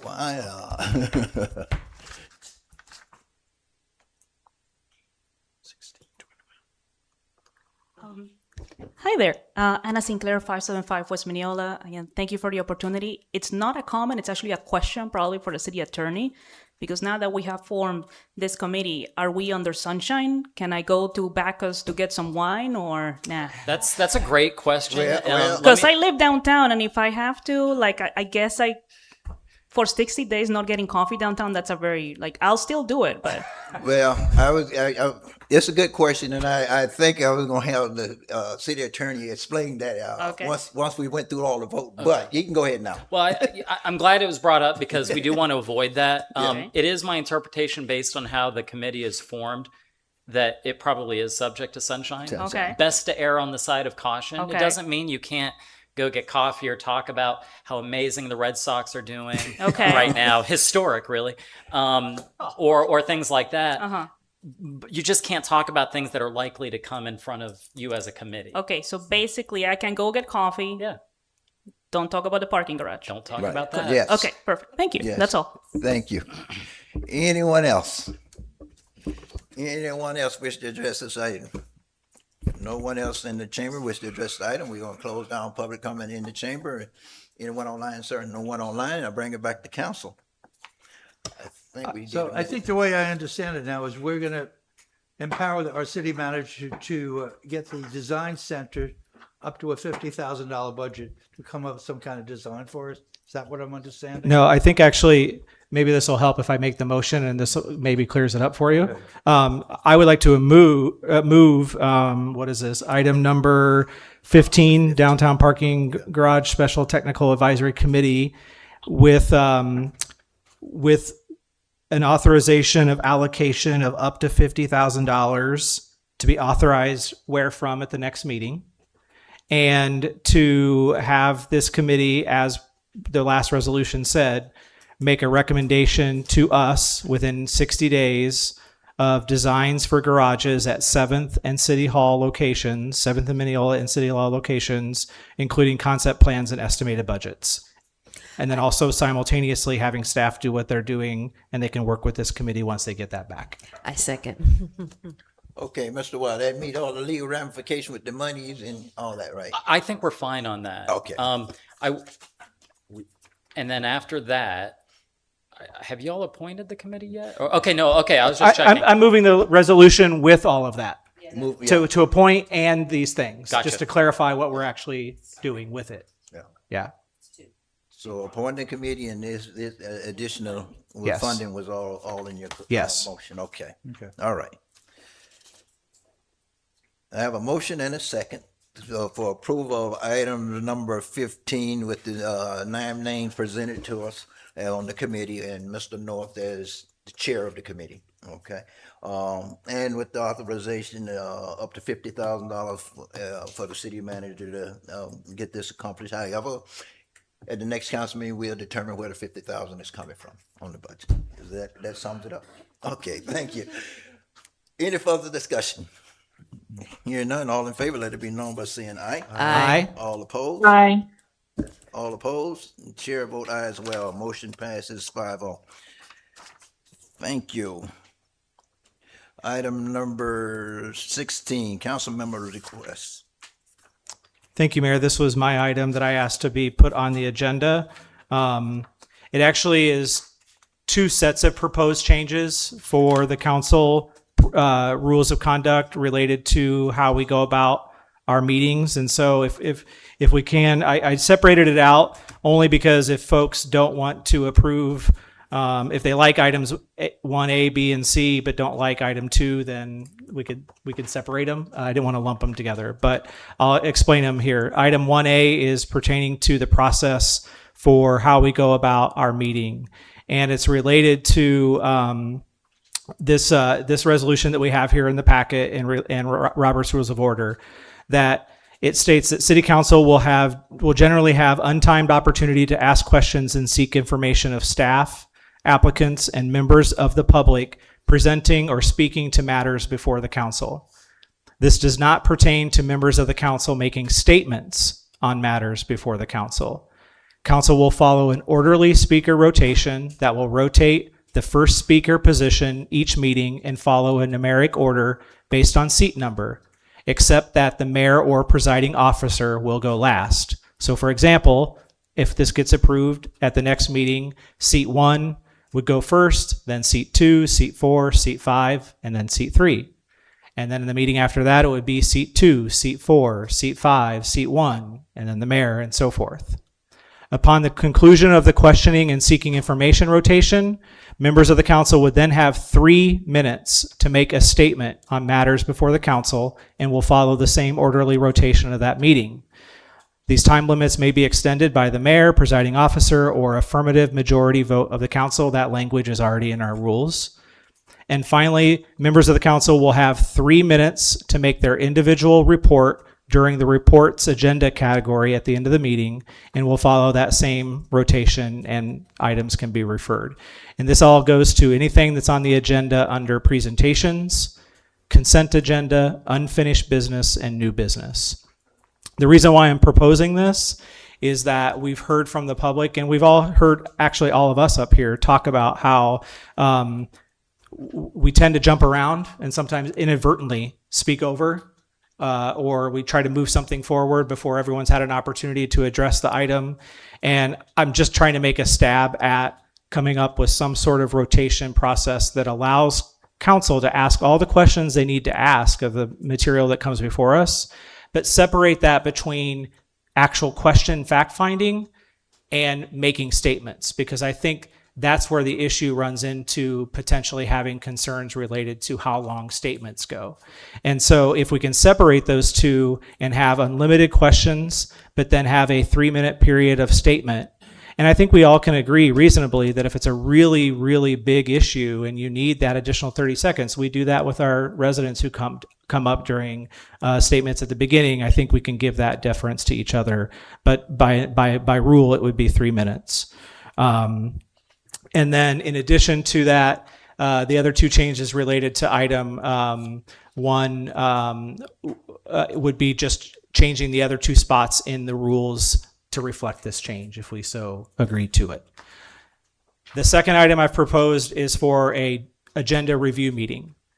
And right now, for the public, if you don't know, we all as council members meet individually with the city manager, deputy city manager, and directors. And those meetings can go anywhere from an hour, hour and a half, 2 hours. And so 5 of us, that's maybe 10 hours up to a week that staff are meeting with us individually to review the agenda. What I'm proposing, and I just threw out a day and time to start the conversation, was that instead of individual meetings, that we would have a joint agenda review meeting with the city council and department heads. And I just threw out 9 a.m. on Mondays before the council meeting. And the purpose of that would be for staff, what we do behind closed doors now, where staff would present and introduce what's on the agenda. Council would ask questions, try to seek information, let staff know, hey, I have questions about this. Can you bring this data to the actual meeting? It's for information gathering only, no votes, no action can be taken. And at the end of that, members of the public would be permitted 3 minutes at the end of the agenda review meeting to speak on any item that was just addressed. And those are the 2 items that I've proposed for discussion and potential action this evening. Okay. This is a public forum. Anyone in the public wish to address this item may come to the microphone and state your name and address and have 3 minutes. Anyone in?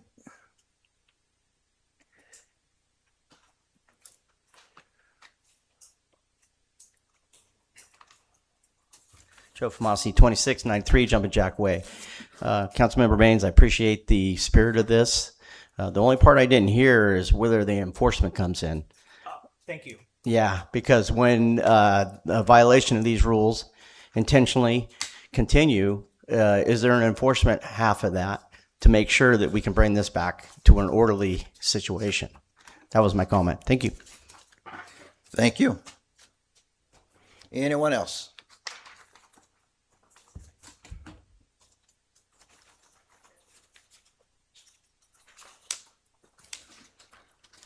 Vincent Nemec, Regency Hills. Once again, good afternoon, City Mayor and City Council. I got to tell you, after serving on planning and zoning for 6 years, which I still love to do, I had the opportunity for Mr. Brian Bain to be my chairperson. And I was very impressed on how fast and organized the meetings went. Okay, I was one of the public that complained about the disorder. And according to the parliamentary rules, we cannot sit in those seats and yell out rule of order. It has to be done from up there. All right, or else it'll be complete chaos. So I would like to definitely tip my hat off on that suggestion for Councilman Bain. On the other side of the coin, I was just a little taken back by your second part with having Monday meetings. I understand you're saving a lot of time with the staff, and I get that. And the directors, I understand it's a lot. All right, and it's time consuming. But having public comment, number one, I'm going to be honest, and you know I'm raw. You're having 2 council meetings back to back. Okay, I like the concept, but the public comment kind of threw me off. But keep in mind, you schedule meetings with these gentlemen and the directors in the room, okay? Because when I get a packet for P&Z, I have the privacy of my own home to go over that. And I have tools and techniques. You, the council, have the city manager, you have Dan, the assistant manager. Sometimes you even have our attorney there. You have the director of P&Z and the director of finance, okay? So really think about it as a tutoring course. Do you really want to show your other side of what you might be knowledgeable? Because if you're going to have a developer come up to this and know your faults, he's going to have the upper hand on the city of Clermont, not the council, okay? So I said my piece. I hope you guys vote the way you want, but I hope your first item goes through because you were very good as a chairperson. Thank you. Thank you. Anyone else?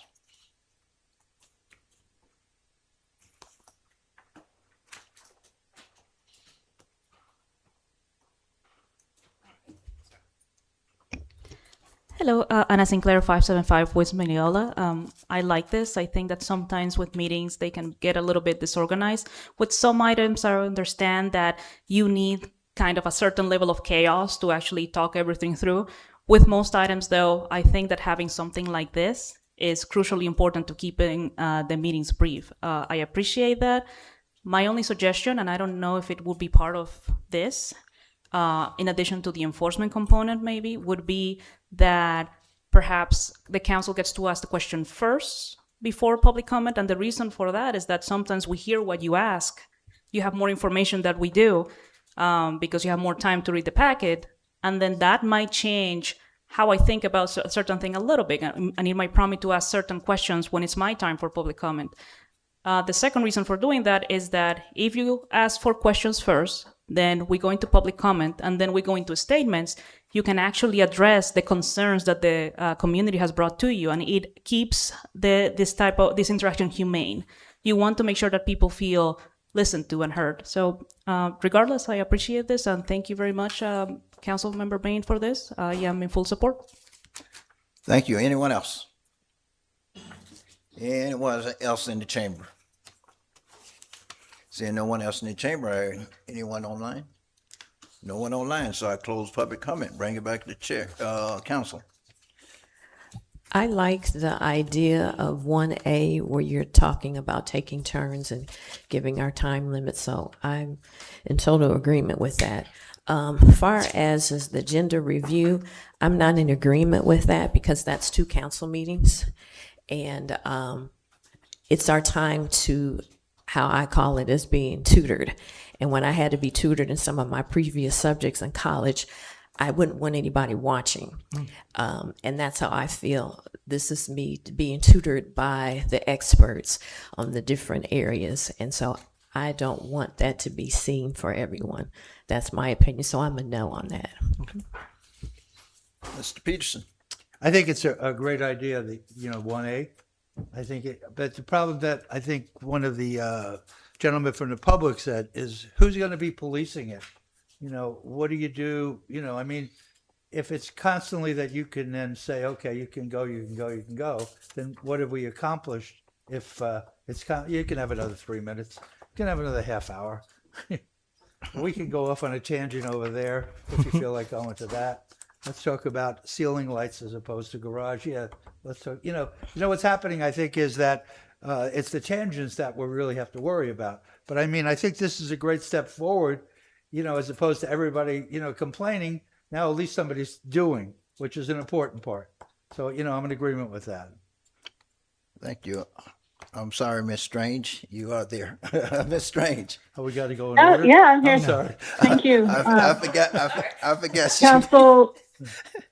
Councilmember Bain, I commend you. I think that the work that you put into this is evident in the agenda packet, and so I appreciate it. I can tell it was very thoughtful, not only in the preparation, but in the actual content. I loved the comments of the public. I think they were very good. I honestly had not thought about what could be perceived as a vulnerability in asking questions. As Ms. Myers said, being tutored. I think there's wisdom in the perception of potential developers. I think that there was good advice given there that we need to be mindful how this could be perceived through the observation on item number 2 in your request. I question if we were to move forward with the agenda review process, if we would still need unlimited time for questions for us. It seems a little duplicative. I don't know what direction this is going. It may not go in the agenda review. I will say I like the idea of the meeting where we can all ask the questions. I have found multiple occasions where I asked a question in my review, which gave me information, which then when I said it at the public meeting, it caught other members of council by surprise because they hadn't thought of something the way that I had thought of it or heard it from staff the way that I heard it. So I do think there's value in that. And I wonder if there's a modification of the agenda review, perhaps on maybe the Thursday or Friday prior to the meeting, which if there were questions that we felt maybe we didn't want to ask in the public eye, would give us time to have a follow-up question or give staff an opportunity to get answers that we might have asked at the meeting. I think also looking ahead at the next upcoming meeting, that's one of the things I tend to do in my agenda reviews is kind of get a feel for what's coming up in the next month. So that might be helpful to add to something like that. And maybe it's not something we have to do, so it doesn't become, one meeting after another after another. I think the goal here is to make our meetings move faster. And I don't know if we would be achieving that or if we would just be adding more to our plate as council. I'm open to the conversation. I like where we're going. I definitely like a structure. Mr. Mayor, you just did it. You said our names and you gave us a chance to speak. And I feel that felt great, actually. So I do like that a lot. So I think on the first item, Brian, that I could move to support that. I could support that today. I think probably working through item 2 a little bit more, maybe. It's hard for me not being in the room with you right now. I can't read your faces, so I apologize. I'm shaking my head, yes. For my absence. But I like the direction of this a lot. So I don't know if we're there, but I'm in support of the general direction that we're going. I think this is great, and I thank you. I sincerely thank you. Thank you, ma'am. And Did you want to say anything, Mayor, before yeah, I? well, okay. I have some follow-up, but I'm happy to go at the end. So, well, for the first part, I have no problem with the first part if that's what you all want to do. But here's the thing, and special with reporting the second part about reports. Council members in the past has always come to me and complained about having to be first all the time. So that's why I've always kind of like rotated things it's around. rotating. Rotate. This rotates and everything. So that's one of the reasons I've always tried to rotate special reports and everything. So I have no problem with it, with that. And then the second part, my feeling is exactly, we almost having 2 council meetings. Okay. I enjoy my agenda review in private, in person, and as I've said many times before, I do not meet with developers. And one of the reasons I don't meet with developers, I can talk to my city staff in private. Anything I don't know, they can inform me, and any question I have that they can't answer, they can go back to the developer and get it from me, rather than me having to deal with the developers, okay? And that's what I depend upon my staff for. They are very qualified people, and they can handle it. And I would love to be able to stick with that. And I just see adding gender review, a public gender review, and having public comments. I mean, it's almost two council meetings, okay? And I'm quite sure, and of course, Monday would be a hard time for me because I got board meetings and things like this on Monday and things. So even if it were to go through, so trying to find a good time for everybody with all the other schedules and all, it could be kind of tough. But the rest of it I can support. The first part, okay? Thank you all, and thank you for the public for the comment. I think just to address, if I may, the items that did come up, parliamentarian and enforcement. So in our council rules right now, we do have a process by which that that any council member, only the mayor or presiding officer can interrupt a speaker. So any speaker, that if there are questions, any one of us can call a point of order and ask for a parliamentary procedure to address the issue. The other item that is in here is we do have right now, the city attorney serves as the advisory parliamentarian for the city. And I would, and it does say final parliamentary procedure are made by the mayor or presiding officer, subject to the immediate appeal to the full council. So I think that we as council members, if we feel like we're not following our own rules, whether it's this or any other rule, we have the parliamentary privilege to call a point of order and or a point of privilege, and the city attorney can rule on that, similar to what we did at the last meeting where the motion was made to adjourn. It was a privileged motion. I think it frustrated some people that we weren't able to debate it, but that's a parliamentary motion. You can't debate that. And so if we have that, I think we just all need to give the thumbs up to the city attorney to really take on that role of advisory parliamentarian, but also for us to brush up on our abilities that we have as council members to be able to say, okay, point of order, I think Councilmember Baines going way too long. And so I think we need to expedite this. And we can do that in a respectful way. And I think especially by being able to point back to a rule that we all approve, if it's unanimous, that we said, hey, we all said we were willing to do this and we're not doing it. Can we get back to that? And I think it creates that buy-in. So hopefully maybe that addresses the question. I think Mr. Famasi was the one who asked about parliamentary enforcement. The agenda review meetings, I hear what my fellow council members are saying. I would like to just strike item 2 from this proposal at this point. I think there's some warrant, maybe, as Councilmember Strange said, maybe we workshop this and talk about it when the opportunity comes up. But it sounds like there might be some apprehensions on that, and that's okay. I just put this in there for discussion, to talk about it, and we can continue the conversation. But I really think the main purpose here is items 1, A, B, and C, which are all the same, which would be this new process. And then finally, I really like the idea that I think one of the other citizens brought up about having the council members ask their questions, then go to public comment, and then have the council member comments. I'm okay with trying that as a rotation. And if it seems it works, great, let's do it every meeting. If it doesn't, all right, well, that didn't work. We just move on to a different process. I don't think we have to codify that necessarily. It's just as a way for us to try. But I like that. So with all that being said, I would like to make a motion to approve items 1, A, B, and C, and remove item 2 from the resolution. I second. I have a motion and a second for approval of item number 16, council member request item 1 and 1, A, B, and C, and strike item 2. Correct. Okay. Correct. Any further discussion? I do. Mr. Bain, I'm glad that you brought up Ms. Sinclair's comments.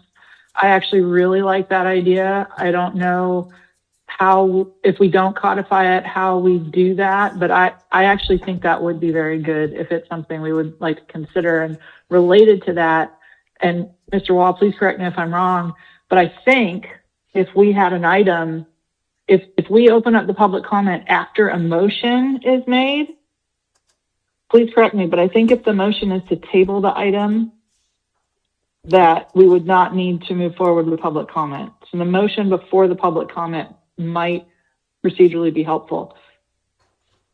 I guess I'm not fully understanding the question. That's what I'm trying to think too, is that the fact is, if we decide to have question and answers and everything before we open it to public, and then we make a motion before we go to public, will that shut down public? Oh, well, you're not even required to do public comment unless, I mean, you have done that as a matter of practice, Right. which erring on the side of we want to hear from the public, but it doesn't really matter because you're not required to do it unless it's a public hearing.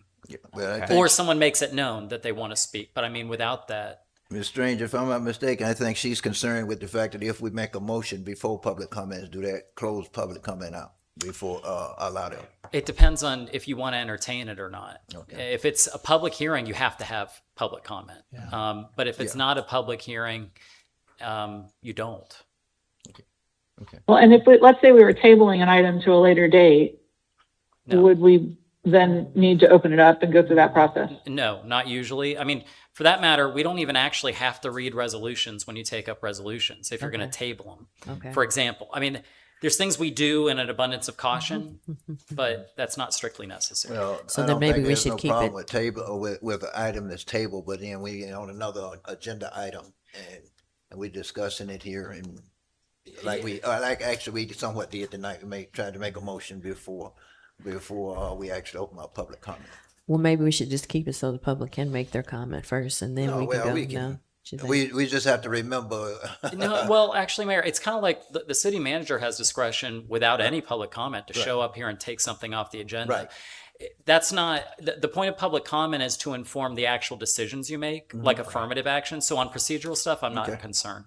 Right. Okay, so we'll be okay. We'll be okay. We'll be okay, and I think that was her concern. Will we still be okay? Sure. For public comment? But I think that's a great idea that the citizens would come after we to have our discussion. So this way they could come up, they might have a different questions before it because they're not aware of how our feelings are on this. And then once they do, they could have different questions or even maybe sterner questions to us because they disagree. So I'm in favor. here's one of the things, the questions I have then. Okay, we have our discussion, citizen come up and have a discussion, the citizen stir some more questions up in us. Do we get, on, in this procedure, do we get a chance to go back and do it, redo everything? Well, I think if we're, I mean, I think we'd have to have a second question period, right? And so that's why I didn't even think about that. So, but you know what though?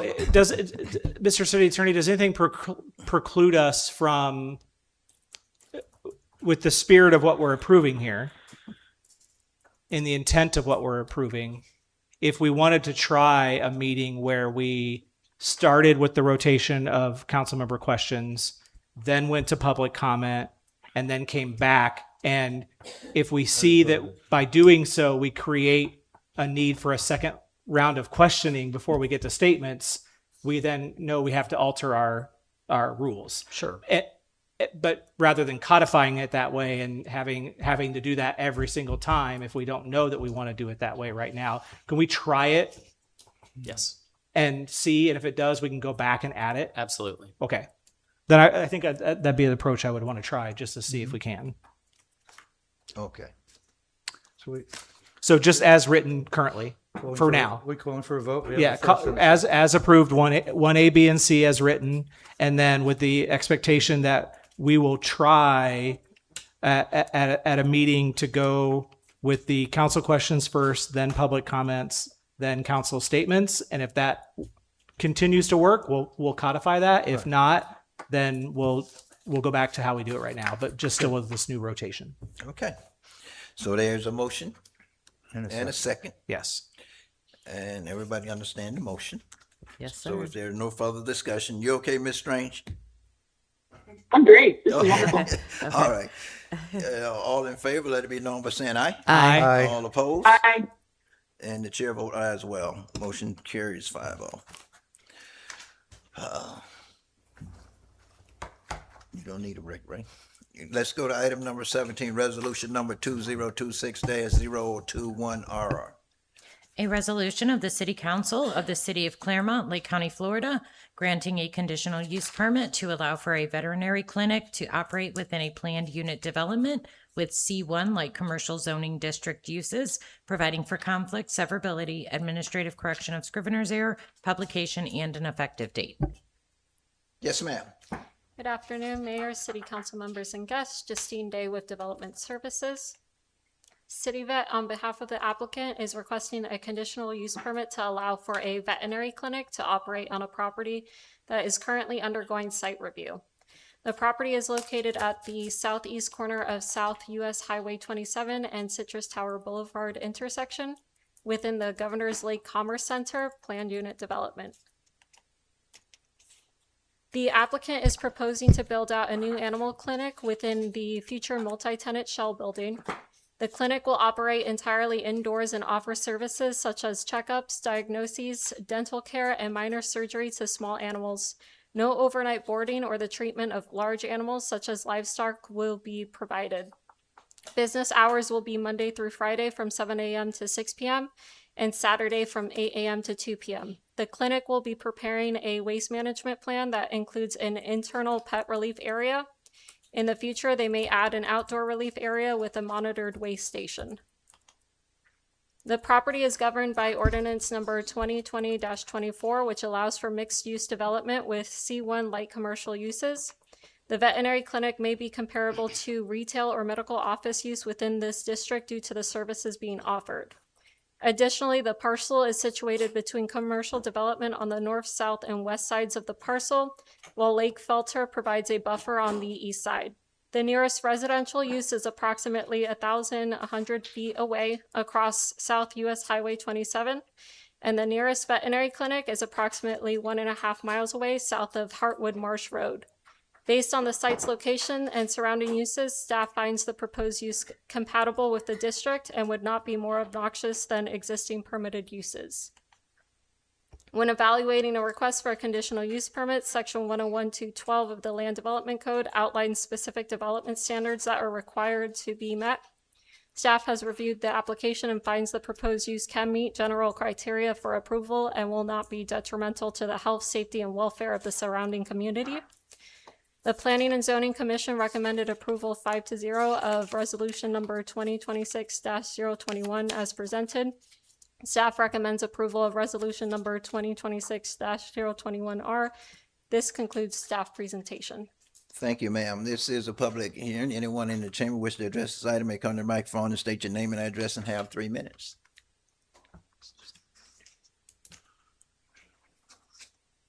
Oh, I'm sorry, applicant. Yeah, exactly.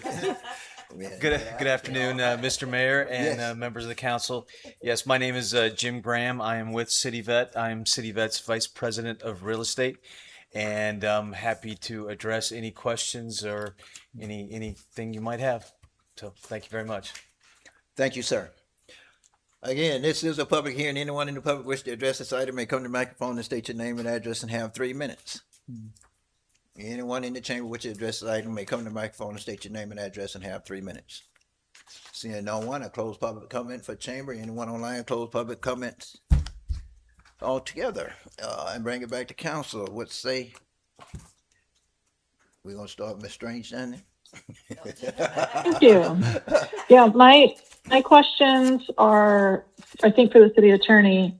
One is, by approving this, are we? He's not here. He's not here, Allison. He's not here. He stepped out for a minute. Step out. Let me go to Brian, and when he come back, we'll come back to you.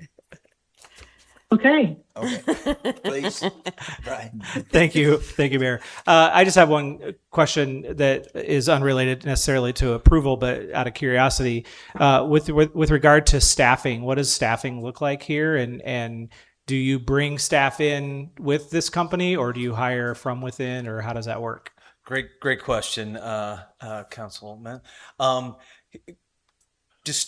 go back all the way to the beginning. So first thing, we're a little different than other corporate veterinary groups.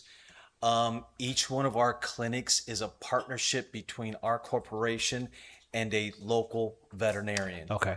So the lead veterinarian at that clinic is a veterinarian that already lives here in the Orlando area, and they will be heading up that clinic. So they're going to live here, work here, play here. And then, yes, we will then work with that lead veterinarian to hire their team from the Orlando area here. We do not put together a team in another location and then drop them in. No, they're all going to be recruited and hired from the local folks here.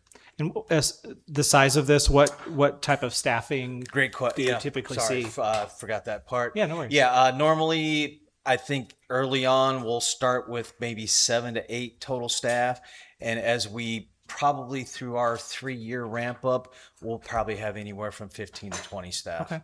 All right. Thank you very much. You bet.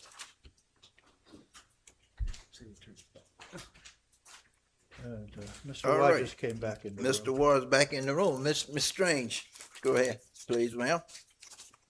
Thank you. Mr. Wall, my questions are twofold.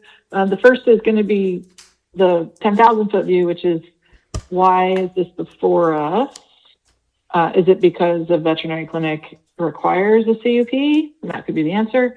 And then the second question relates to the fact that this property is in site review, and if we were to approve this, are we somehow being interpreted as approving the site as a whole by approving this use? First of all, yes, a CUP is required for this use at this location. Second of all, if I understand, are you asking if you approve this CUP, are you approving the site plan? Are we,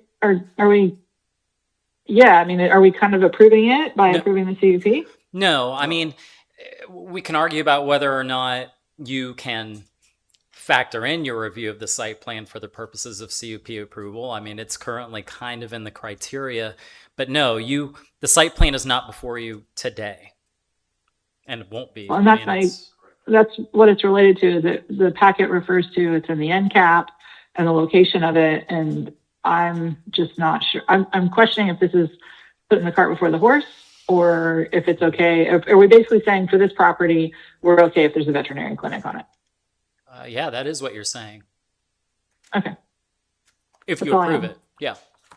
I think what she's trying to say is if we approve this, does this go with the property, the land itself? So then can any other veterinary type of business then come into this site?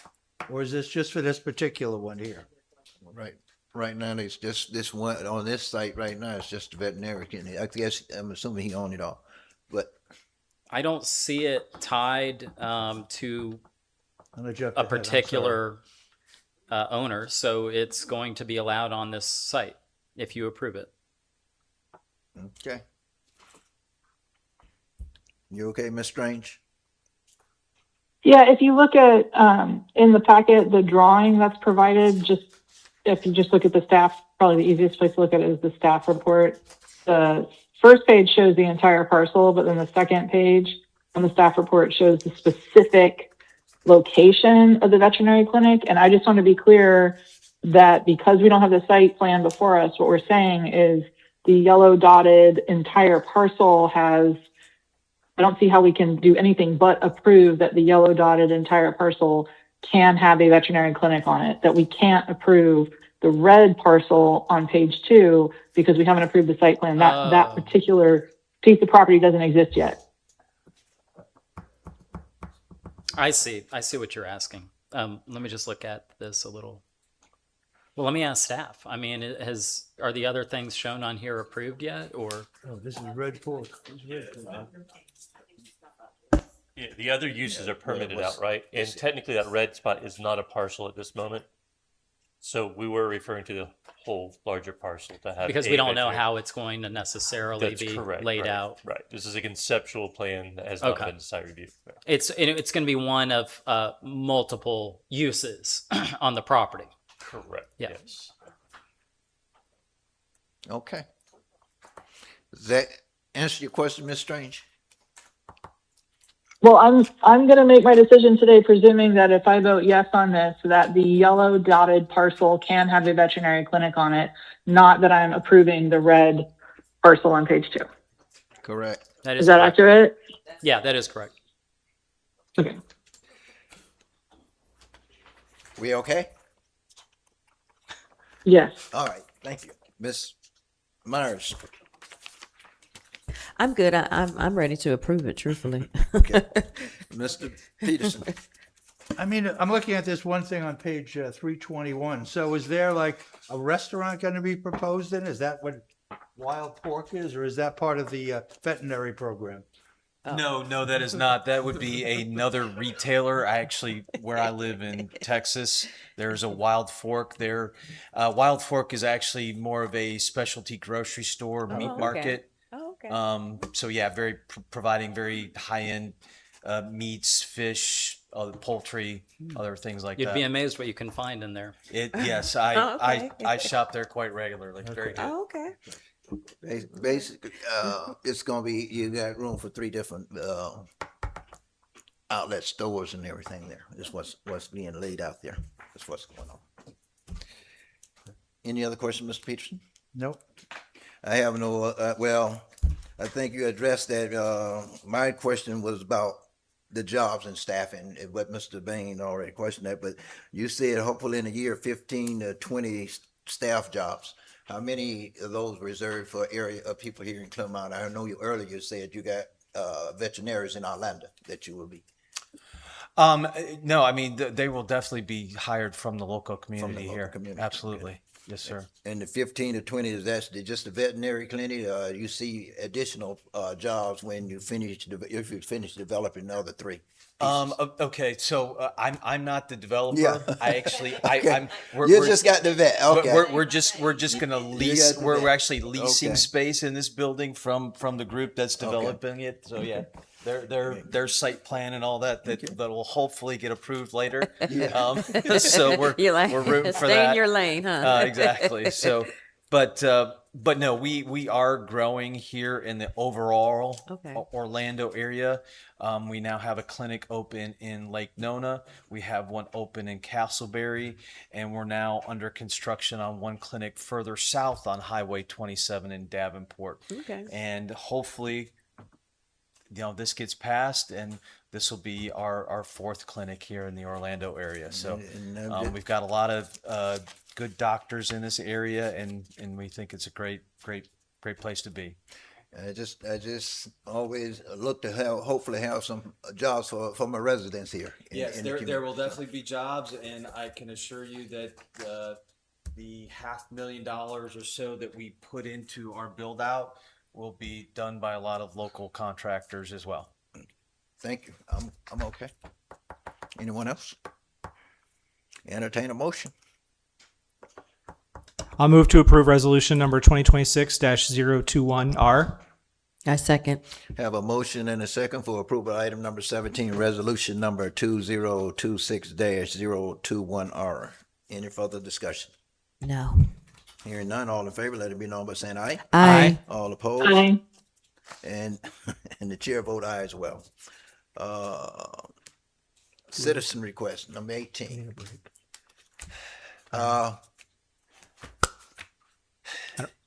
You need a break. No? Okay. I'm asking if we need a break. Anybody need a break? 5-minute break. You talked me into it. I tell you what, I'm gonna give you 6 minutes. We're gonna take a 6-minute break. We'll be back at 5:10 according to the clock on the wall. Okay.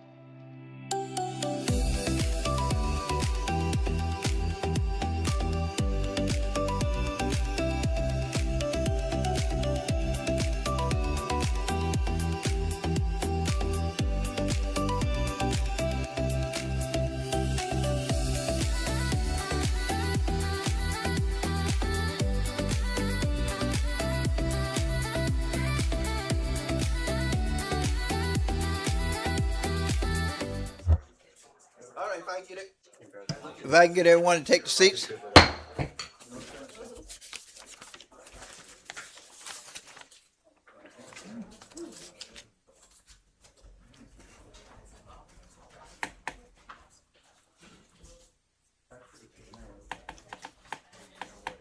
Okay, item number 18 is citizen request. Ms. Forth.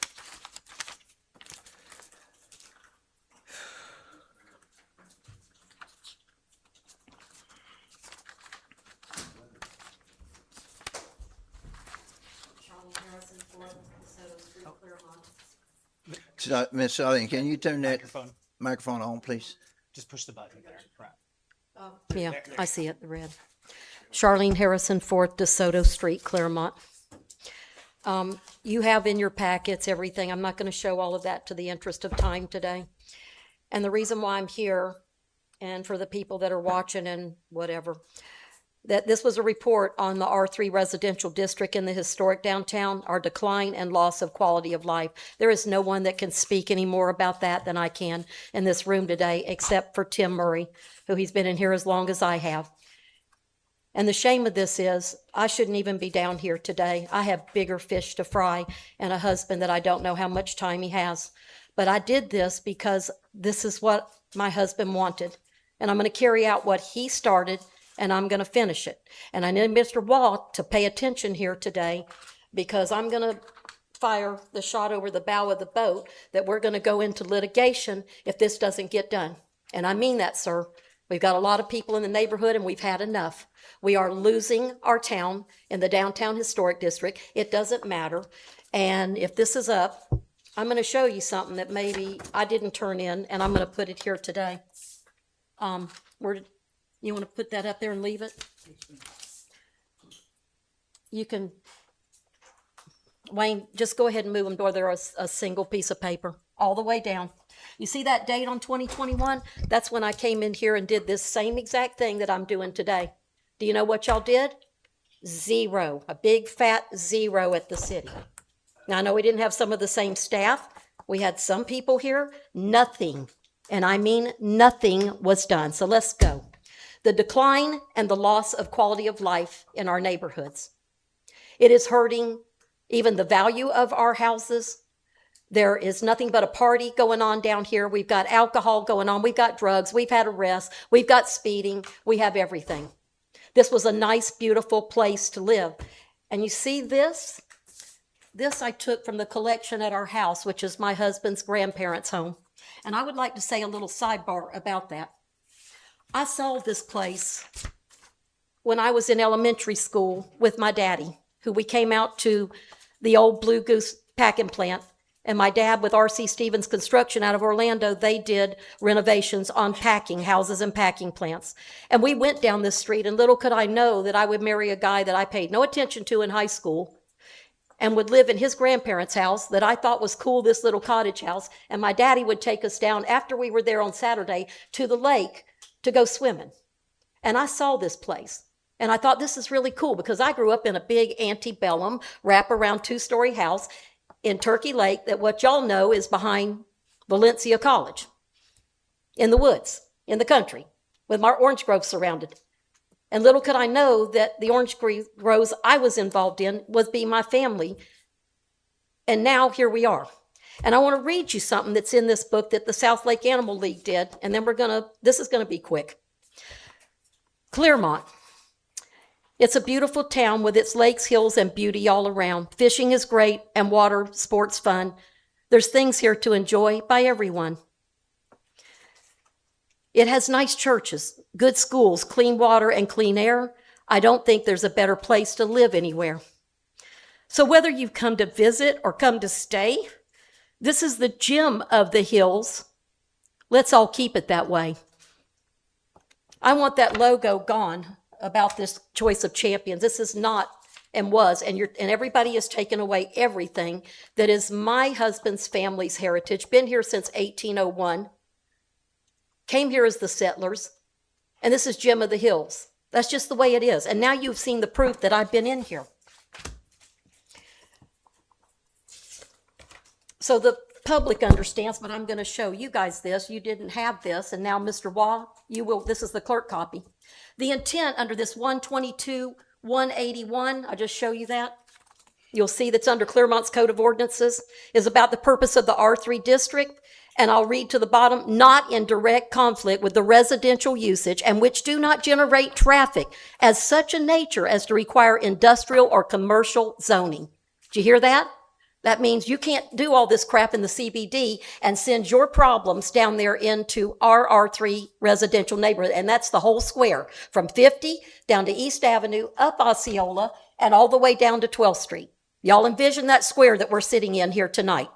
There it is. Then, this is the newest one under R3, but I'll show you it exists. I'm going to turn it into the clerk for Mr. Wall. There is about the key characteristics and then the common uses, which we don't have to do. And I'll read again. Without degrading the character of an established neighborhood. Also, landscape settings that do preserve the aesthetics of the city.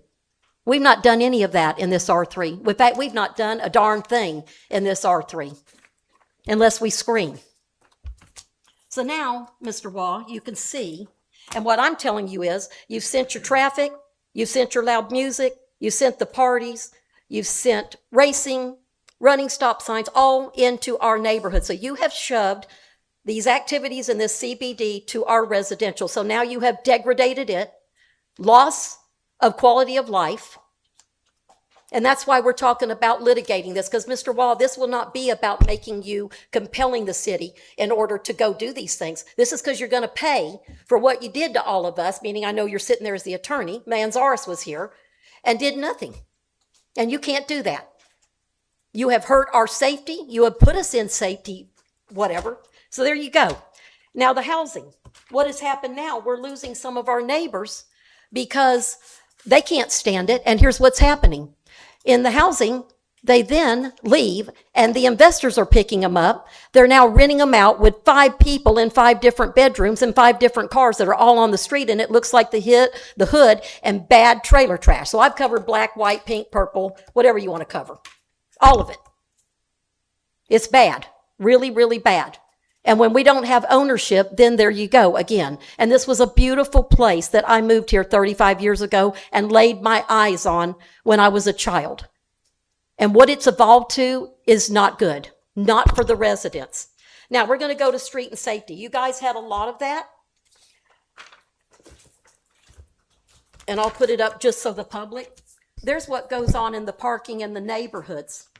You see this all over. And you see where I said, there's a man that I got his picture and I didn't zoom in because he had quite a package, that was undressing at the back of a car down to his Speedo underwear after he had run the horrible 100 race. Yeah.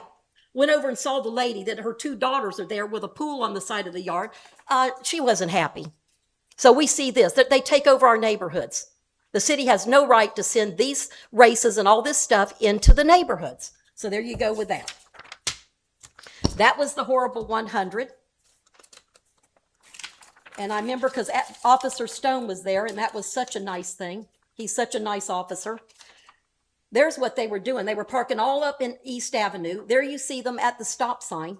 All the safety. These cars were pulling out in the middle. I called CPD, and they got me Officer Stone down there after I had come out of there and almost got hit. This is what goes on all the time in these neighborhoods. There it is. There's the proof. I get out of my car and take the pictures. And there is a guy, that isn't Officer Stone. It's somebody he had assisting him. You see the cars all the way back, covering up the stop sign. This goes on all the time.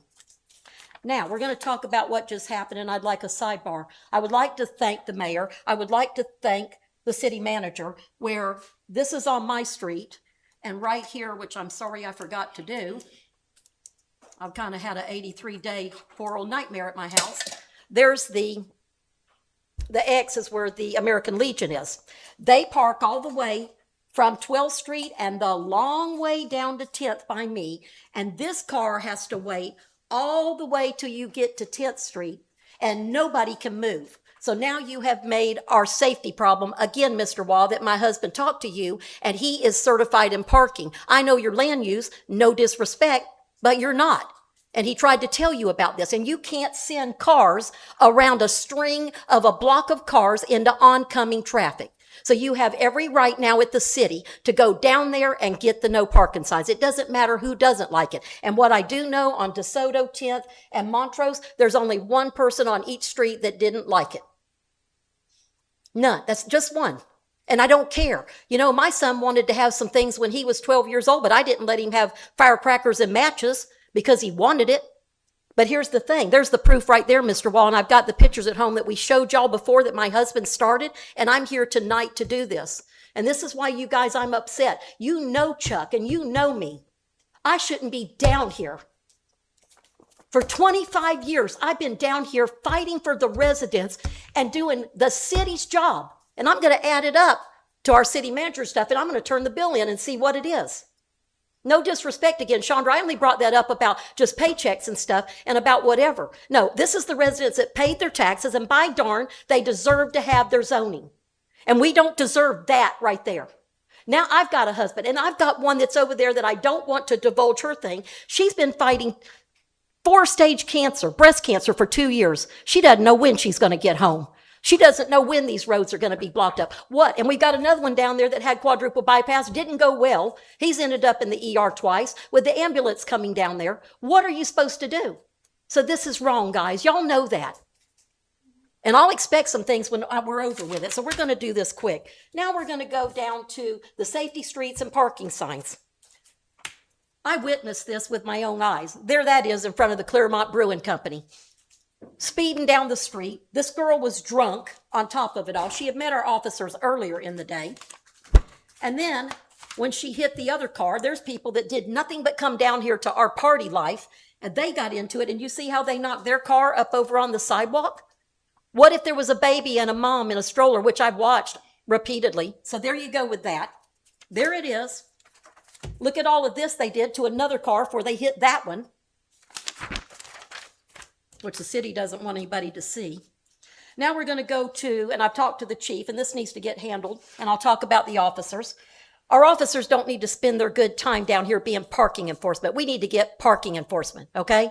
And maybe a half part-time cop that is retired, one for the day and one for the night. This stuff is going on now, guys, Monday through Sunday, day and night. There is no more Friday, Saturday night crap anymore. So there you go. And I don't know if anybody in this room knows, does anybody know the Florida statute and why you don't park the wrong way?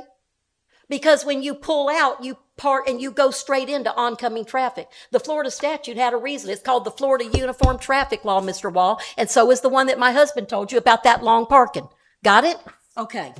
And I'm sorry, I'm done. I'm done with that crap. We're not going to play games anymore. There they are parking up on the sidewalk. I mean, they go over the sidewalk if there's no parking. There's this one down at the Clermont Brewing Company. That's where you come from, that pedestrian walkway that comes from down here and goes over there. That parked all there. That goes on all the time. There's another one blocking a driveway, a business's driveway.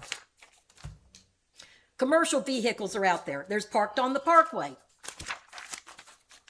Then I'd love to talk about this. And we need to get a letter to him, and I'll talk to y'all later and to the city manager what I really want, because you don't have time for what our neighbors are wanting, that we've had a meeting. There's Brewer and Sons Funeral Home. All of that is no parking, all of it. And you know what they did with a bigger one? They backed up all the way to 50, and these people came off of 50 almost there and caused an accident on 50. Because when, boom, they came off of 50, there was a car in front of them. They need to get a notice down there. I've talked to Mr. Brewer, but his people go, and here's what they did the last time, and I think the chief may know this, and we had to call. They had a big party, and I'm going to say it like it is. They had to be from Groveland because they had all the big trucks. They had the stickers that are indicative of Groveland and Mascot in the country and on the farms. They went over the curb and into Center Lake Park. 20 of them parked in our walking park. And I've asked the city, put the signs there. There's a few, but they keep going. And you know what happens? And the funeral starts, and Mr. Brewer, when I call down there, and the neighbors do, And he says, well, the funeral started. What do you want us to do? Go in the sanctuary and move them? He does it all the time. Well, I'm sorry, folks. I've lost a bunch of people in my family, but when you're dead, okay? The dead doesn't mind in there. Yeah, it's not good to these people, but they know better. And our officers were down there and couldn't make a move, I think because they didn't want to sign and probably get their butts beat. I don't know. I wouldn't want to mess with them guys in those trucks. Now, these are the kind of signs that we need all over this place. It's time to do it. There's one right there down by the schools at Clermont Elementary. Those need to be put up because they're just stopping, standing, using everything they want. Well, I know we see these, but here's what these stop signs. Y'all can take note, and whoever cares about it, all these stop signs down here in this downtown need to have those flashing things like you have down at the boat ramp, because they're running the stop signs every day and every night. And at 10 o'clock one night, when I was coming home from Florida Hospital and a long day, and thank God, God was watching me. I had the windows open. I'm done, just about. I had the windows open, and I heard boom, and there was a car full of boys, ran that stop sign at Weston DeSoto, would have broadsided me. That would have been broadsides are like head-on collisions if y'all don't know. Okay, so that needs to be done too. Now, the end of this is, these are pictures. You want to put, there's what the alcohol trucks are doing. They went over the curb into Pastor Brenda's, dug in there trying to get out of there. There is the only sign y'all have ever got done. You cared about the golf carts, but you didn't care since 2021 to do anything about us. Now, end of conversation. And I'm sorry, I guess it's the end anyway. Here is about the music. It's already here. They put and mounted. I hope y'all will give me grace a minute of what's happening. I'm just sorry because I don't know how long Chuck is. Wrap it up in 1 minute. Yeah, I know. I don't know how long Chuck has got. This is just deplorable that I should even be down here. But I kept my husband a promise, and I'm going to keep that today. Yes. But then we have the outdoor music. We've got Valerie, that's my neighbor, sitting back there. She's heard it there. They have mounted speakers on the outside of their buildings. They were never allowed to do that. I want an ordinance. Y'all put it on the agenda, and just so you can tell them you're not going to do it. The music is inside with the door shut. The party's inside, guys. And I remember, I got a hold of some of y'all. Chandra, I didn't get you, but I left you a message. I left Allison. I called with my phone at 10 o'clock at night for them to hear this music out front of my house. Sorry I didn't wake anybody up, but it is what it is. And there's even big old Orlando that did it. They did it. There you go. Now, the last thing I'm going to show you, this is not for anybody's edification. It's not to be showing off. Give me grace, God. That was 50 years ago that it's going to be August 28th. I have spent 35 that this city has taken away from me and my husband to come down here twice a month, every workshop. That's why I get mad about the salary thing, because I've been doing this a long time. Because if you don't stay on people, and nobody could have ever imagined, ever in your lifetime, you think you have forever to live. And I told every one of y'all, yeah, I know, Pim, we don't. No. And Chuck is okay because he knows he's going to be with Jesus, okay? And he fought hard for 83 days. And I'm finishing this for him. I deserve this tonight to have grace and a little bit of leeway. But let me tell you, this is what's going on in other people's houses. We're not the only one. We're not the only one. What about my neighbor with 4-stage breast cancer? She deserves to have quality of life. I know. And Chandra, if we were in a gated community, it's great because y'all can control it. But we live here because we want to. And this is disgusting. And you see the end of this? I had to help the city design that for the parade. All right, Ms. Forth, I need you to wrap it up. Yeah, I'm done. I had to design it. Why? So now you have the outline. I will tell you later about, because I needed to do those. I will come back at the next one because I knew there were things that had to be done. And as you see, the developers can come in and tell you everything as long as they want, but a citizen can't.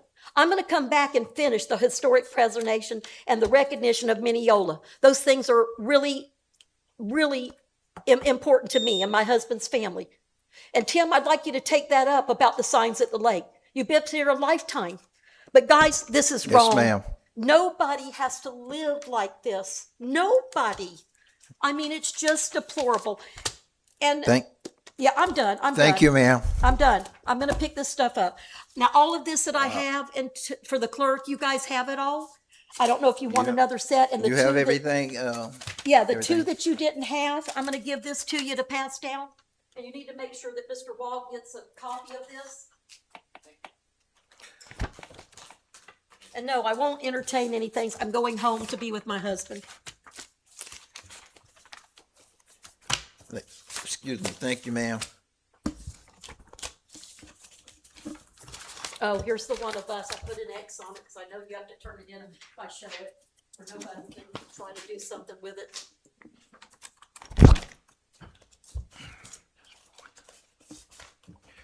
All right. Item number 19 is an introduction for ordinance number 2026-0.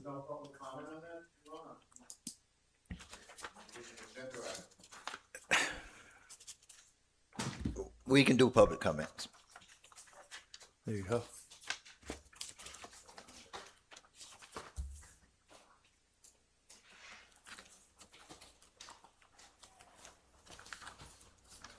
I'm sorry, I'm not trying to delay. I know you want It's to okay. families, but Vincent Nemec, Regency Hills. Vincent Nemec, Regency Hills, I apologize for my comments, but to be totally honest with you, I do want to bring this up to the council. Just recently, we had a P&Z workshop with DPZ, and I like their plans, but my biggest question was exactly what that poor lady just brought out. Traffic, traffic, traffic, traffic. We're losing our main veins into downtown area. All right. I'm sure you know about the lumberyard because you can forget about 12th Avenue. Okay. Then you want to do bike lanes. I love that idea, but I'm worried about the pictures I just saw. Let's think about it. They want to put flashing signs. Mayor, you've been here the longest on the council. You know flashing signs. Nobody's going to pay attention to signs. Somebody's going to get killed. And it's going to take a fatality.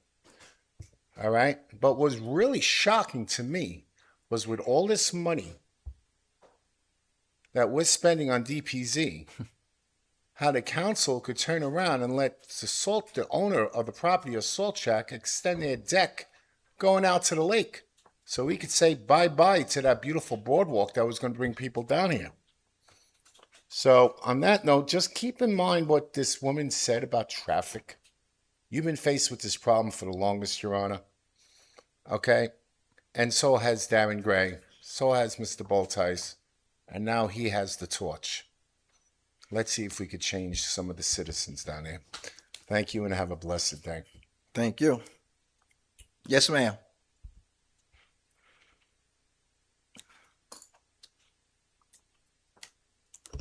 Okay, is this thing on? Yeah. Yeah.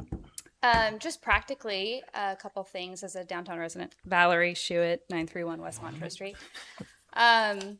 I do agree that it's probably time for us to have a sound ordinance that is specific to the downtown area. I think there's probably a way that we can balance the lively nature of having music and all that kind of stuff, but also, balancing it with the residents that are close by. I know that's come up in conversation, so I do support something like that. I also think, and we might have this already, but a limit on the number of bars. I love the bars that we have. I go to the bars that we have, but I do not want to see downtown Clermont become a bar town by any means, so that's very important to me. And then the other thing that's very important to me in downtown is preserving our walkability. This is the most walkable neighborhood that we have in a city that is not very walkable at all. And the options we have for connectivity with some of the additional bike infrastructure and walking infrastructure to get more people into downtown is very important. And it would be a high impact, just like we're thinking about getting more cars in downtown with a parking garage. It's a high impact to have the connectivity for pedestrians and bikeability. But it's also a high impact to have more residences in downtown. And so I think these tensions are something that will always have to be balanced. I do empathize and respect Charlene's perspective so much and her experience. She's lived here for a long time.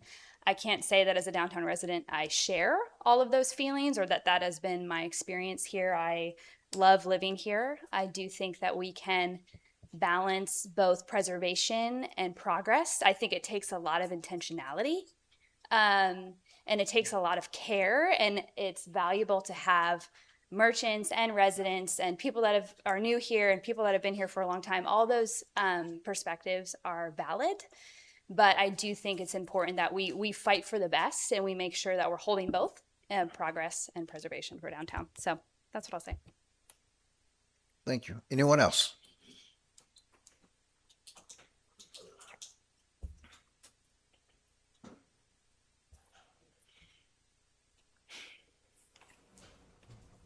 Joe Famasi, 2693 Jumping Jack Way. I just like to thank the person that came up here and did this very informative.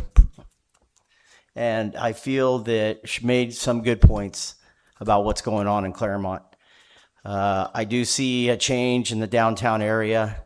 It makes me a little concerned. I feel like it's kind of going towards a frat party than it is, area where you would go down and enjoy yourself. She showed really good evidence of what's going on in the neighborhoods and where some things are kind of going awry. And I think that I know you were paying attention. I know some of you were really taking it seriously and that you are going to try to address these issues. But you know that these are ongoing issues and these are proof of what's happening in our city. So I appreciate her coming here and doing that. And I hope that you really paid attention to what she was trying to tell you. Thank you. Thank you. Anyone else? Anyone else? This is public comment.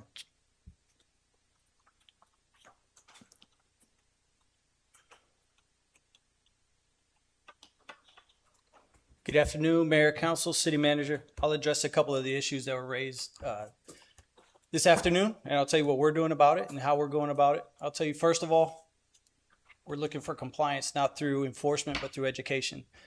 I walk downtown weekly, if not every other week. I'm in constant contact with the establishments that are serving alcohol, and we're addressing the issues that they see. I've had conversations with Main Street, and we're working on those issues. One thing that we did that was low-hanging fruit was we created an overtime detail due to the traffic complaints. So I'll give you a couple stats off the overtime detail. It's Friday nights and Saturday nights from 8 p.m. to midnight. Those were identified as the times where we had the most amount of traffic during the weekends. The first weekend we did it, we conducted 9 traffic stops, gave out 6 citations, 2 for stop sign violations, and 3 warnings. The second weekend, it was 13 citations for stop sign violations, 1 for fail to change address, and 3 written warnings for stop sign violations. So we are out there proactively addressing the issues with the stop signs. I will say that there is one establishment that we're working more closely with, and the owner is working with us hand in hand. We are not going to be reactive. We will be proactive. We have conducted operations in downtown to ensure the safety of the citizens and the people who are coming to visit downtown. So just because you don't hear about it doesn't mean that we are doing nothing about it. I've done a lot of work with the mayor. I've done work in different neighborhoods that the council members live in. You don't always hear what we're doing, but I promise you that we are out there working to keep the community safe. When she talked about the horrible 100, yes, there was that issue that one year we worked very closely with Public Works, and it's us, Fire, and Public Works when it comes to the major events. We work very closely with them. We do after action reports speaking about what can make the event better. We have not had another issue like that she was talking about, the male dressing, the parking issues like that. That's been resolved with Horrible 100 and other events. I believe the parade route and how we do the parade route now is a routine. We have it down pat, as we should. It's been going on for several years. Brewer and Sons parking concerns, we continue to work with that. Mr. Brewer, sometimes they have larger funerals where there's more vehicles. We encourage them to use the side roads where they can park. When there's issues, we do address them. As the police chief, I'll stand up here and say it. I'm not walking into a sanctuary where someone lost a loved one and telling them to move their car. I don't think that's appropriate. I don't think that's the way the city of Clermont wants us to police this community. If the community feels different, they can let me know and we'll do that. But as I sit here right now, I am not walking into a sanctuary to disrupt somebody's celebration of life. The music or the sound ordinance, I agree. Can we make it better? Can we do something? Sure, but it takes us being creative and coming up with creative ideas and then looking at what other cities have done. When you look at the station, and I'll bring this one up because the handicap spot at the station is one that constantly comes up. As the police chief, I feel like we've been running into brick wall after brick wall. If the handicap spot was put in there in the beginning as a condition of the CUP for the first owner, that business has changed hands twice. They still have to comply with the CUP, but I would tell you this, the number of people who utilize that handicap spot are the people who are going to what is now known as the station. Is there a way, and I will pose this, is there a way to revisit the CUP and remove the handicap spot and find another spot, or have them put into the parking fund to where we can locate another handicap spot? And that space can be used more effectively as a loading zone or as a parking spot for their staff. That's probably a more appropriate use for that space, being that in the CBD, they can build all the way out to the property line. I pose that as an out-of-the-box idea. Is that something we can revisit and something we can do? I'll take any other questions that anyone has about what we're doing in the downtown area. I think you answered the question I was going to ask. Are you seeing what other cities are doing for their noise abatement and for, the issues that Charlene had brought up, as far as like the number of bars and stuff like that, the noise sound? Is somebody like actually going out there from the police with a decibel meter and saying, okay, this is hitting criteria, the distance from the location, even though the sound is coming from the inside of the building? We have not done that in the Central Business District. With a meeting I had with the city manager earlier today, I had discussed that's something we'll do this weekend. Yeah. We'll establish the baseline for the situation. It is something that we've done over at Summit Greens and with the National and the music over there. So we're not foreign to this idea. It's just, I think one of the, her husband's very ill. And just like you mentioned, you're not going to go in front of a funeral line and cross it. The same thing as if you have somebody that's terminally ill and now you have this music that's loud to her. I don't know if we have to make an adjustment in the amount of decibels that can be heard at a certain distance from us. That's what I imagine the rule is, right? Yeah, currently the noise ordinance reads X amount of decibels, 150 is more or less. Okay. Well, Ms. Strange, you have anything? I do, but I have comments, not questions. Would you like me to state my comments Yes. at this time? Yes, ma'am. Okay. I think I'm going to direct these to the city manager just so that I don't cross any lines.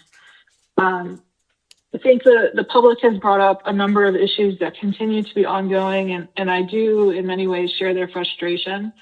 I have been advised that we would be withholding on ordinances related to noise abatement and parking based on the pending downtown code that would be coming.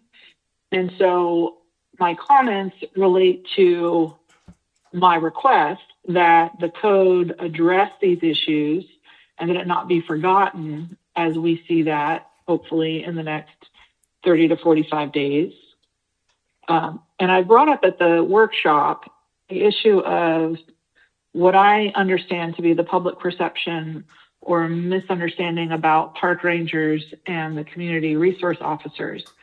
I was contacted by a member of the public about a group of kids who daily, between the hours of 5:30 and 7 p.m., between the splash pad and salt shack, are riding e-bikes faster than motorized vehicles, and that the resident has multiple times seen park rangers observe these young people and do nothing about it, which I think is probably because the park rangers maybe don't have authority to do that. That would make sense to me. But we have staff that we're paying to be park rangers. We now have staff that we're going to be paying for CROs. We obviously have police. We now have a bike an e-bike or a police bicycle resource that's available to us. And I think that a lot of these issues, the noise, the parking, everything, could be addressed if we can organize our resources. And I don't see how we haven't allocated enough in the way of resources to be able to have a dedicated downtown police presence, whether that's park rangers, CRO. I don't think the public cares. I don't care what that person's title is. What I do care is that our laws and our ordinances are being enforced and that the public is being protected. And it may be an item for the CRA. Maybe we bring it up there. But I just don't see that we don't have the resources to not have these ongoing problems. So I would like to see them addressed sooner rather than later, and like immediately if possible. So I don't know if that's just where I stand. So I don't know if council wants to speak to it, if we want the city manager to speak to it, but that's my piece on this issue for the time being. Thank you. Mr. Bain. Thank you, Mayor. I'm going to echo a lot what you just said there, Councilmember Strange, and I think also what Ms. Schuett brought up, the point she made about preservation and progress. I think that balance is really important. And a lot of these things, by no means to minimize any of the issues that Ms. Forth brought up, but these are not isolated to Clermont. Any community that has experienced a revitalization or a rebirth or a rejuvenation of a district, of an area, it's a product of that success. More people want to be here. More people want to be a part of it. More people attend our festivals and our events and our parades and our races and our breweries and our restaurants and our shops. And those are all great things. We want that. We just have to figure out how to balance then those increases with making sure we preserve the nature of what we want as the vision for our downtown area, in the business area, but also in our downtown adjacent residential areas. And so we have to partner with those folks to be able to do that. And I think, I'm really pleased that what I'm not hearing staff and folks say and do is bash individual proprietors or entities, because that's not going to help the situation. I think we have to focus on solutions, and I think that's what we're doing. And I really appreciate you bringing that forward, Councilmember Strange, because that's really, for me, if there are things we can do right now that don't involve bigger picture but make some positive improvements, let's do it. Well, I don't think we need to necessarily wait for other bigger things to occur to handle some lower hanging fruit things, like give props to the chief doing a weekend kind of targeted enforcement type of thing. I do think too, I've wondered about, now that we're having the CSO program and expanding the CSO program and the park rangers, maybe it's worth having a conversation with our police department, with our parks department, with our business owners to look at, what do we see the expectations of those staff members to be?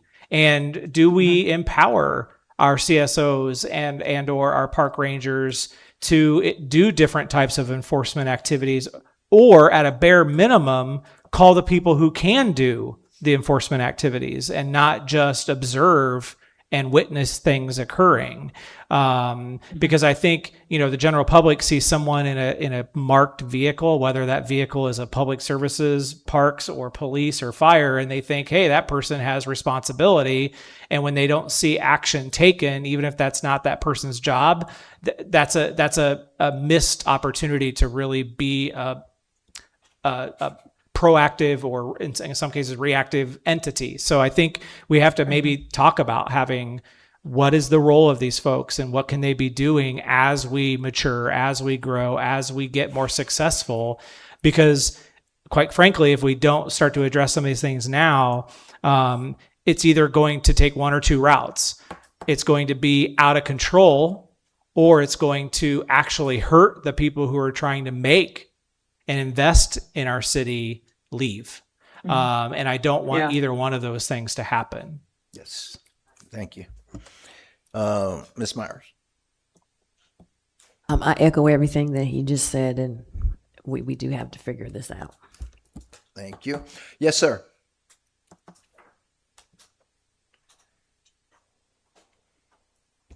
Bill Down, Sucker Creek. Just to contribute to this, I assume that my establishment does contribute both to traffic and to noise. But to my knowledge, we don't. What was represented here tonight as far as loud music, that's not us. We shut down music at 11:10 if the band shows up late. We close our doors. We do have outside speakers, but I don't think you can even hear them across the street. So the reason I'm up here, though, is I really don't know what the ordinance is. I've heard 10 o'clock. I've heard 11 o'clock. I've heard there's no ordinance in downtown for sound because we're in a business district. My building is lucky enough to face away from anybody who's living there. So I don't think we contribute to Ms. Forth's problem. But I know others do. And if there is to be some kind of action on this, I would just ask for involvement from the people who are actually in, the contributors to it. So we can either make adjustments, and I just installed a $10,000 sound system that theoretically is going to be louder, but we did it for coverage, less for volume. So if I know what the laws are, and rather than CBD showing up on my door with a sound meter going, hey, you're too loud one night, because we have a rock band versus a soloist on the patio, it just gives me, a direction to manage my business more effectively. And of course, I do not want to fly, foul of any kind of rules that I don't knowingly know I'm breaking. Right. So, but that's it. If there's any questions that I can help or the establishment downtown, I'm willing to, provide input. Thank you. All right, thank you. Anyone else Thank you, Bill. Anyone else in the public wish to address this item? Anyone else? See no one else, that close it. Anyone online, Wayne? No one online. Okay, I think everybody may come in. Let me address a couple of things that was here. I heard something about alcohol. I think one of the first things I asked Mr. Van Wagner to do when he first came aboard over a year or so ago is do me a study on alcohol. I was concerned with a lot of the alcohol being places that's serving alcohol downtown. And I think he came back and he told me at that time it was like 15 places, 14, 15. Okay, and that still was not a concern. So I brought it up to the council, the previous council.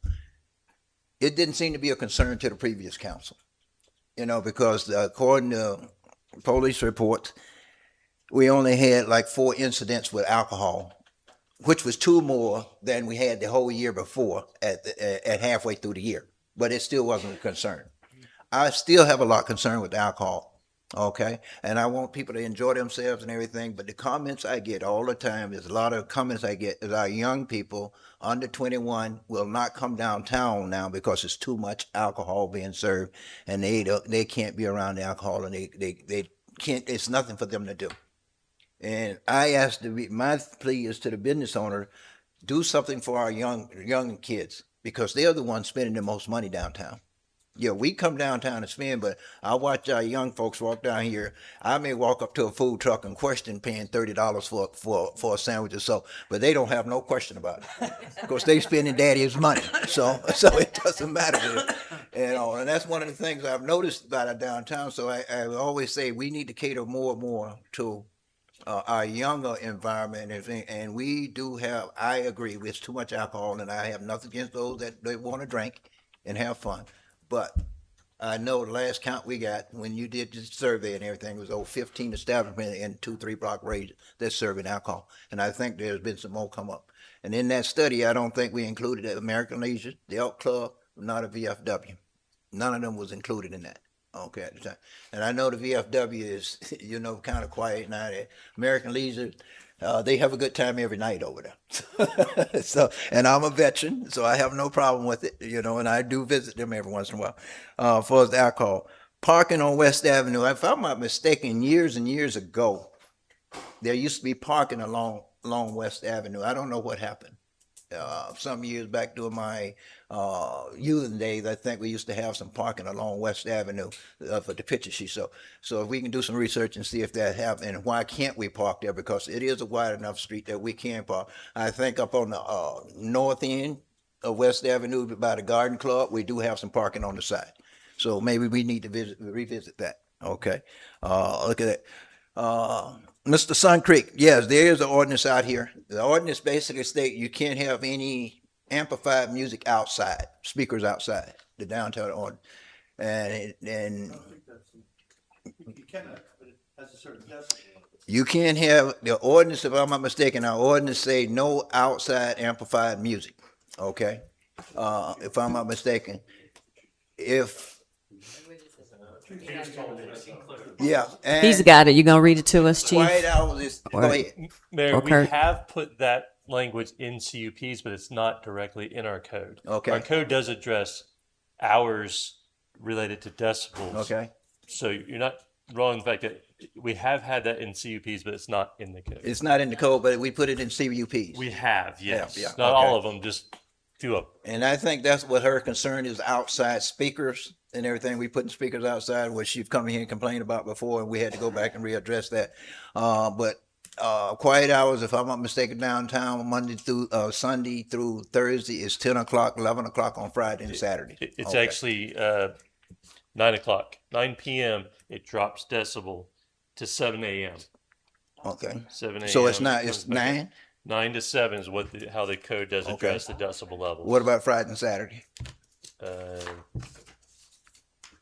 It used to be extended hours on Friday and You're Saturday. right. It used to, but it's not. So we've I do changed not the see code. exemption. No, we changed So the code everything a is couple 9 years ago. o'clock now. I'm sorry? Everything is 9 o'clock now. Everything. 9 to 7. 9 to 7, okay. Along with quiet hours, no construction and everything between 9 to 7 a.m. Oh, okay.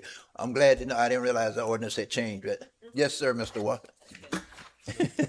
Well, I mean, I read it a little different Okay. in the code. There's section 18-23, subsection B, and that's where it says, notwithstanding any the following specific uses, activities, and circumstances are in violation of this article. And then it goes sub 1. It talks about radios, television sets, exterior loudspeakers, Right. musical instruments, and similar devices. And here's what it says: using or operating or permitting the use or operation of any radio receiving set, exterior loudspeaker, amplified sound equipment, musical instrument, etc., in such a manner as to create a noise across the boundary of the property, including without limitation public and private rights of way from which the noise originates. It's prohibited, which seems like a very strict rule regarding exterior loudspeakers and speakers. stuff. So I do think there are provisions in here that are surprisingly strong and probably something that can be worked with. Okay. So according to what you read there, it should not be amplified music outside. Well, you can have it. Yeah. It can't go beyond the property line. And if we were going to argue about that, it certainly couldn't unreasonably disturb a neighbor. Okay. Yeah. Okay, so that was one of the, I think we've been through that several times with the exterior music, you know. Harbor 100 Chief, I know that was the big problem we had with back in 21, I think it was, but I hadn't heard it, like you said, I don't think any other incident. And yes, that was very bad at that time, Harbor 100. But I think they've been handling things pretty much. Mr. Bain, let me say this. I don't know if it's a good term to be using, we target people in the downtown area. I don't want our police department get in trouble when we saying we targeting people in the downtown. Okay, park rangers. Yes, I would love to see our park rangers with a little bit more authority to do something about the e-bikes. You know, I know I've been complaining about speeding e-bikes and everything on our trails for months now, and we need to do something about it. And it's just getting worse and worse every day. And I'm so afraid we're gonna have ourselves a lawsuit on our hands because these little young kids are getting out of control on the trails with these e-bikes and everything. And I think we need to do something about it.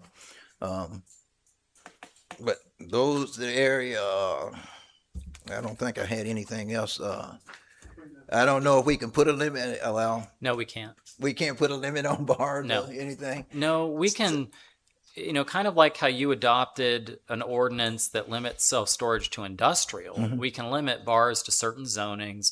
We can put distances between them, but we cannot put an arbitrary number limit. Okay. And it goes back, I guess, the discussion I had the moratoriums and everything. Well, that's another discussion, Yeah. and we can do that. But well, you know, I'm sorry I know we probably should have moved on. You want me to move on? No, I want to hear what you say. Well, because- look. I mean, there were a couple things I just want you to know about things that Ms. Forth said, because I think you need to know them in order to make decisions. One is, yes, I did have a very frank and good, candid conversation with Ms. Forth and her husband about this parking idea and the signs idea. And what they're saying isn't crazy. I mean, the idea that cars can park on each side of the road, barely any room to get through, it's true. It's an issue. You know, my wife was almost hit by someone in that situation today in Orlando. But I think the reality is, whether we like it or not, you as a city have discretion on what you do with your signs, how you enforce your laws. The Florida Supreme Court has said that over and over and over again. Let's talk about the zoning. I mean, I think she made a compelling point about what R3 is supposed to be for. Put some good text in front of you. It is what it says. However, if someone didn't like a zoning or a use, there's a time to appeal. There is no legal liability for this, whether it's right or it's wrong. Now, and I guess that's all I wanted to tell you. Okay. Well, and now the last thing I want to add, I know I've had a conversation with Mr. Van Wagner about, as far as I'm concerned, putting parking signs down there along the streets, all of them. I do realize, you know, it is a problem to be parking along the street there. But we got to realize the Clermont was developed years and years ago. Okay, and they didn't make room for parking on the side of the roads down in here, and that's not just here. Even out there where I live, I have in this subdivision area I live, I have the same problem. We have narrow streets. People come to visit, they have to park on the street. So as I told Mr. Van Wagner here, as far as I'm concerned, we can go down there and we can put parking signs up along the streets. However, when neighbors, residents come down there and have people visit them, where they gonna park? And if we put the no parking signs up, as far as I'm concerned, if they have the company visitors park on the street, we enforce the parking laws. Okay, you know. So we at that dilemma. Do we want to start ticketing the people? Say you can't have anybody come visit you because you have nowhere to park, or make your company or your guests park blocks and blocks away to walk to your house? Okay, I feel Miss Forth pain. Definitely feel it because I deal with it every day in my neighborhood. Okay, the noise across the street. As Chief said, we've been working with these things for a long time. And Mr. Waugh, you know, our nuisance law and everything is what we're trying to strengthen up so we can handle some of these things with noise and everything because of these kind of things all over the city. But yes, sir. It's okay. I'm Bob Farrell, and I'm quartermaster at VFW. Just wondering on you guys do have a special event permit that you, and the council has to, you know, authorize everything.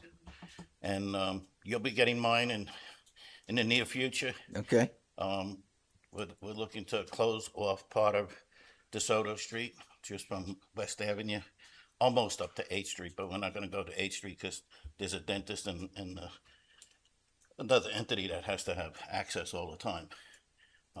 And it's an indoor event, but it's with the VFW riders, and we could have as many as 50 motorcycles that day. Okay. And the motorcycles have to have blacktop or cement to be standing. Otherwise, they'll all be on the ground. Well, you just so.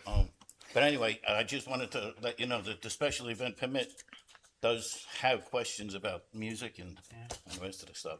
Well, you bring when you get your permit and your requirements together, bring it to city staff, and we'll go through it and all and see. It's already in here. Okay, so and it'll probably have to come to council for approval later. It'll come to council for approval. Yeah, we're not gonna make any noise. We're indoors anyway. It's just I just need it for the parking for the motorcycles. Thank you. Yes, sir. I know I closed public comment, but I know I'm gonna keep this sweet. Evan Fracasso, 1844 12th Street. We'll start off with the trail. I'm currently training for my next half marathon, so I've been spending a lot of time on the lake trail there. That area between Salt Shack and the splash pad, all the way over to the boat ramp. terrible. Got to slow people down. Yes. It's not just the kids. It's the adults on Adults, e-bikes. e-bike. It's the adults in their giant groups riding their road bikes. I ride road bike as well. I can push 25 to 28 miles an hour. That's not safe in that area. So, I mean, I think that would be a great first step in that area, is to find a way to significantly reduce the speed in that area. And then second part, to our city attorney, when you discuss bars in the area, you need to make sure you properly codify that to define exactly what a bar is. That can always be a sticky situation. From my experience as a developer, we find ways around the way these things are codified. So just make sure it's strong. That's all I got. Thank you. Thank you. Again, I think one of the things I asked Mr. Wall about for the e-bikes, I know our speed limit say 15 down there and everything, but I've been told, well, I asked about changing it, but then I came back and I was told, no, 15 is good and everything, because my concern was the fact that I thought the state law now say if it's over 9 miles an hour, you're doing over 9 miles an hour, you need to be on the road. I think guess that was vetoed. It was vetoed. And we do have an ordinance. I think it's on your next agenda for the e-bikes. Okay. And I do know, one of the e-bikes, vendors in the area, store owners in the area is working with our police department. They do a education training session. I'm being told that, of course, I spoke to her about it and everything. Last time I spoke with her a couple weeks ago, I think she told me it's targeted for National Night Idol, Chief, to do a training session with our youth on these e-bikes and everything. And I was just up in Virginia, and I hate to see it, but I saw a little 12-year-old get killed on one of the e-bikes, just run right into a car up there in Virginia. Car stopped at stop sign, like opposed to the kid on the e-bike just came and slammed right into it and killed himself. It's hardening, and I see a lot of this going on all over the place. So I really think before we get too much trouble, we need to get control of it. So I'm looking forward to the ordinance you have got coming. Anything else? I think a lot of this stuff, maybe Mr. Person, I think we need to maybe look at a workshop, Mr. Van Wagner, and everything, put some of these things on a workshop and talk about what some of these things we can do and everything at a workshop to try to remedy some of this stuff in the downtown. And main thing, I guess one of the things, Mr. Wall, I would like to see is our park rangers. What can we do to give our park rangers some more authority? And I know they have the back patrol they put down on the waterfront, but the park rangers, I don't know how much authority they have to enforce laws and everything. Okay. So that may be one of the reasons they ignoring a lot of things, because I know at one point I was told they didn't have much authority to do much. So we need to look at doing that as well. Okay. Thank you. Anything else? Can we move on? And then move on to 19. Thank you. Item number 19 is an introduction for ordinance number 2026-027.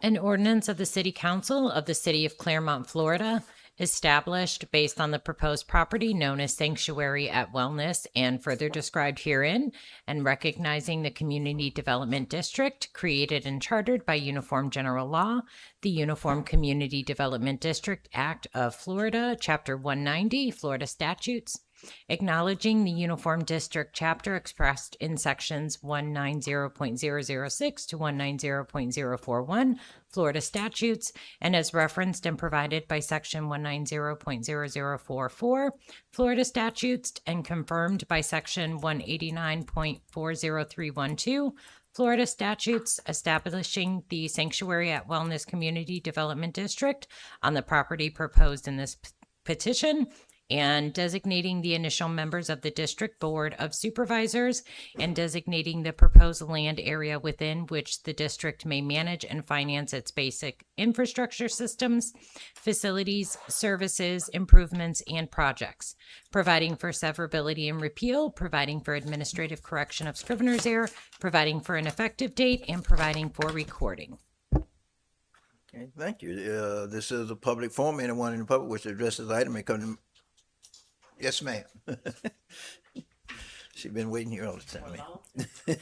10 hours. Hi, good evening, Council. My name is Kristen Trucco, 201 South Orange Avenue, Orlando, Florida, 32801. I'm here on behalf of the petitioner, Lennar Homes LLC, regarding their petition to establish the Sanctuary at Wellness Community Wellness Community Development District.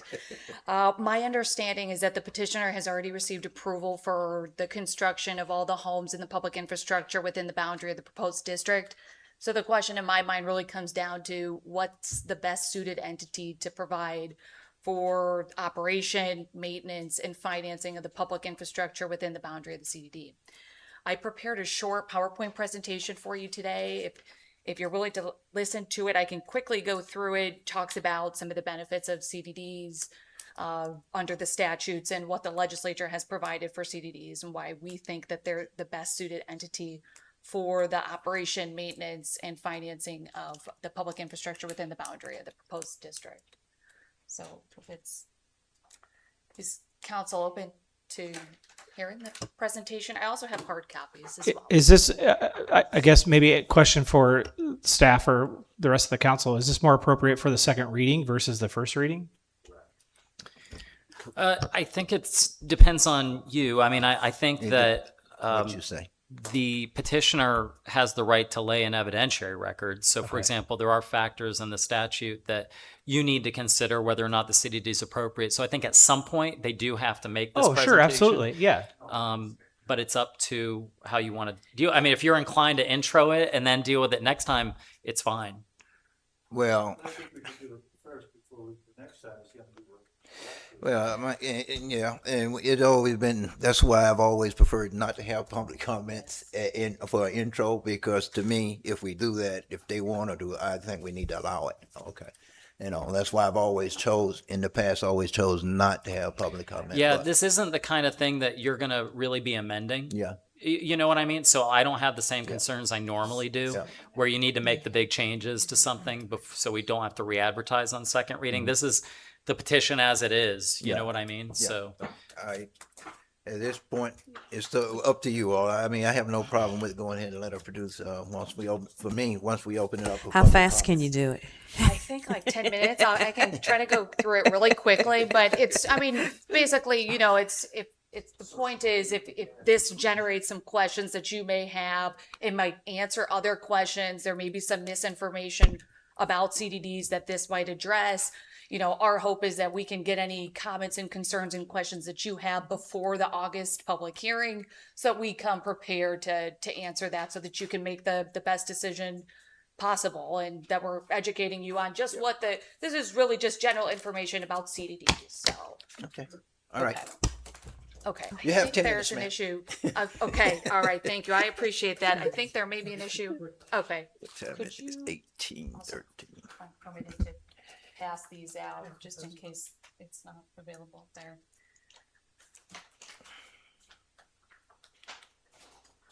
Okay.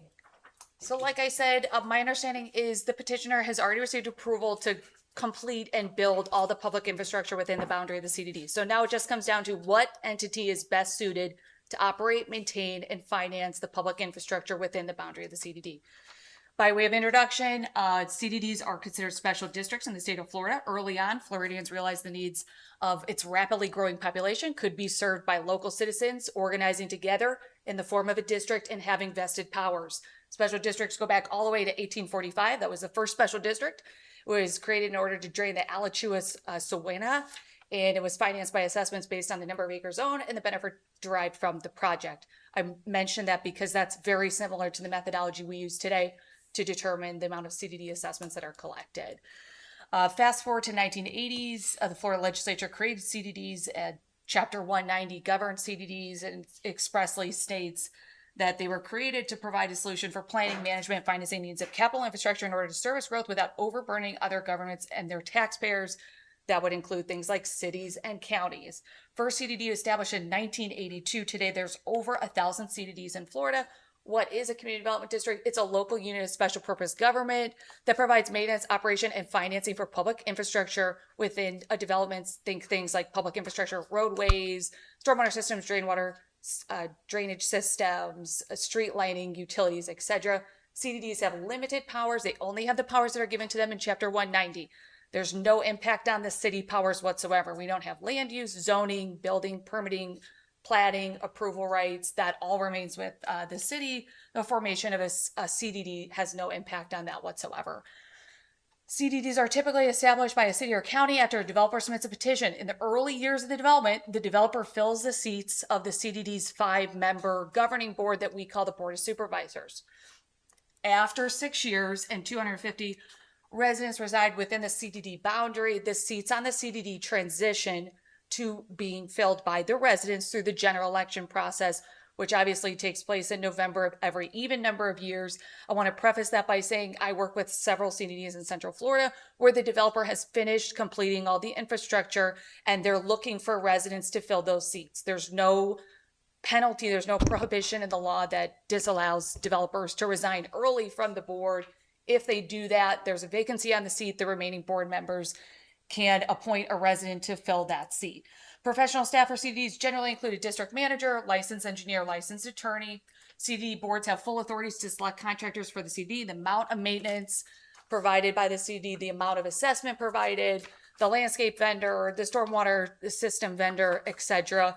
We think a benefit of CDDs over other entities that could provide this service is that the residents that live within the boundary of the CDD sit on that board and they make decisions for the other residents and themselves. That's different if there was a private company that was providing this service. They don't necessarily need to live within the boundary of the CDD. It's same as if the city was providing the service. You all wouldn't necessarily need to live within the CDD. It's the people that are paying for the assessment, that are utilizing the project. They're the ones making the decision about the infrastructure there and who's hired and all the decisions, how much assessments, etc. Okay. As far as transparency and accountability, the legislature made CDDs an actual form of government. As a result of that, CDDs are subject to the Sunshine Law. This is a protection for residents within the CDD boundary. You're familiar with the Sunshine Law. CDD meetings must be open to the public. Reasonable notice of the meetings must be given. Minutes of the meeting must be taken and promptly recorded. CDDs are also subject to the Public Records Law. Any documents made or received in connection with CDD business or public record open for public inspection. CDDs are also subject to the Code of Ethics for public officials. So the same ethical laws that apply to you all that are promulgated by the Florida Commission on Ethics apply to CDD supervisors as well. That means voting conflicts, helps cut down on corruption, those kind of things. That's why we think the CDD's best suited entity for operating, maintaining this type of infrastructure. Voting conflicts apply to them too. The voting conflicts law, they can't vote on any measure that would result in a special private gain or loss to themselves, a relative, an employer, a business associate. Gifts law applies to them as well. There's disclosure requirements. They can't accept or solicit gifts if they're given to them with the expectation that that would influence their official decision making on the board. Okay, as far as assessments and finances, some important distinguishments with CDDs as opposed to other entities that potentially do this. Financial records of CDDs are statutorily required to be audited by an independent licensed accountant on an annual basis. Then that audit that's prepared by that licensed accountant is required to be sent to the Florida Auditor General and the Florida Department of Financial Services for review on an annual basis. That's 2 layers of oversight that the legislature has built in for CDDs that wouldn't exist if we have a private company providing these services or an association. CDDs are also statutorily required to comply with public bidding, competitive negotiation laws. Those are the same laws that apply to you all. So obviously we have to advertise notice of requesting bids for certain projects. Studies have shown that's encouraged cost effectiveness because you've got contractors bidding for the same service, improved quality of service, and public trust. Obviously there's a clearly delineated scope of service in those RFPs that go out and a clearly delineated grading criteria as well. So that encourages public trust.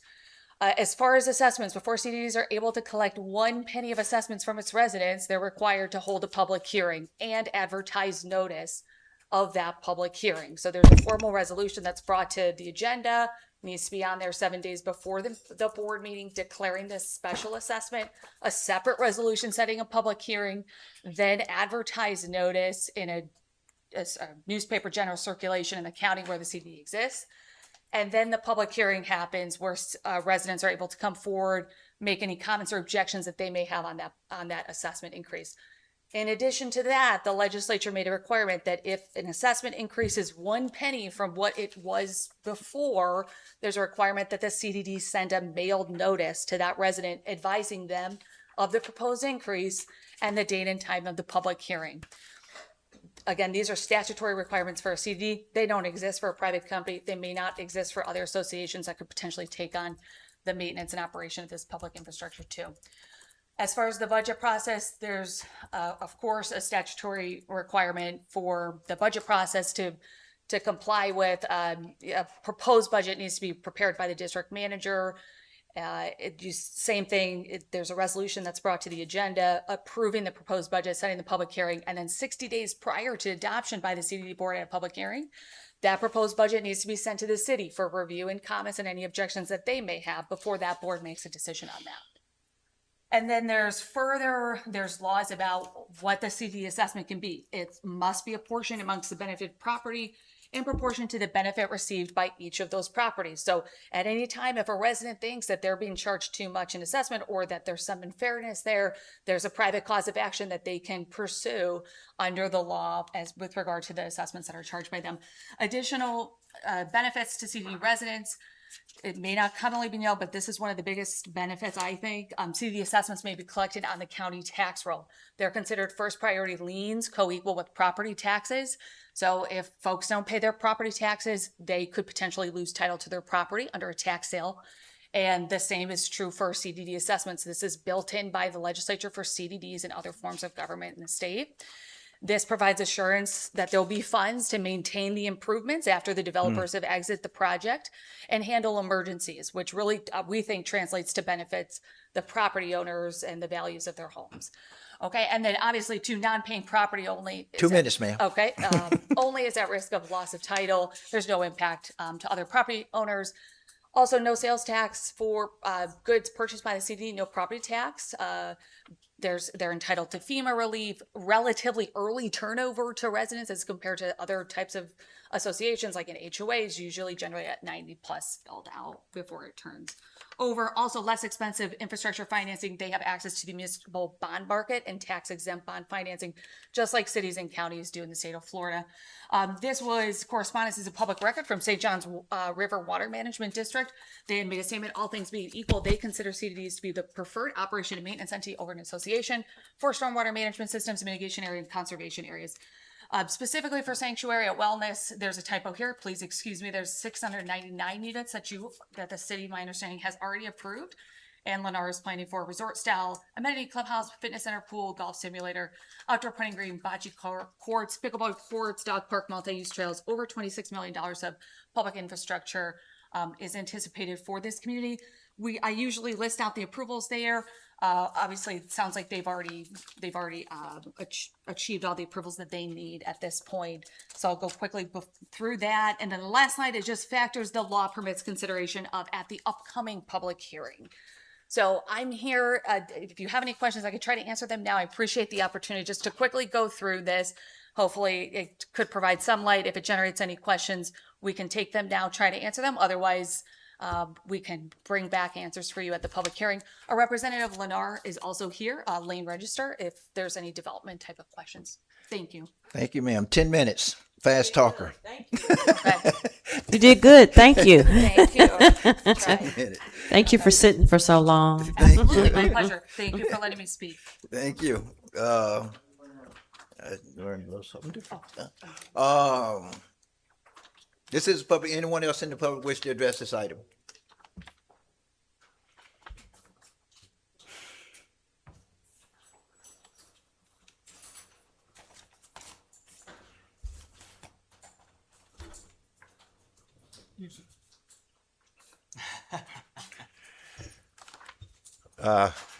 Good evening. I'm sorry I have a very important question. I've been coming to council meetings for the longest, and I do agree with you, Your Honor. All right, introductions are introductions. This is a point where you get an applicant. I'm not saying because it's Lennar, it's the CDD. I'm just saying you have an applicant that could spend time with the city council, come up to this microphone and speak as long as they can. Because I still didn't hear about the rules about a time limit they can talk on. But yet you'll have the citizens of Clermont that will come up here that's only allowed 3 minutes. So what I just saw was a double presentation. Okay? That's what I saw. That was like going to a planning and zoning meeting and then we tell them what's wrong with it, and then they correct it and bring it to you.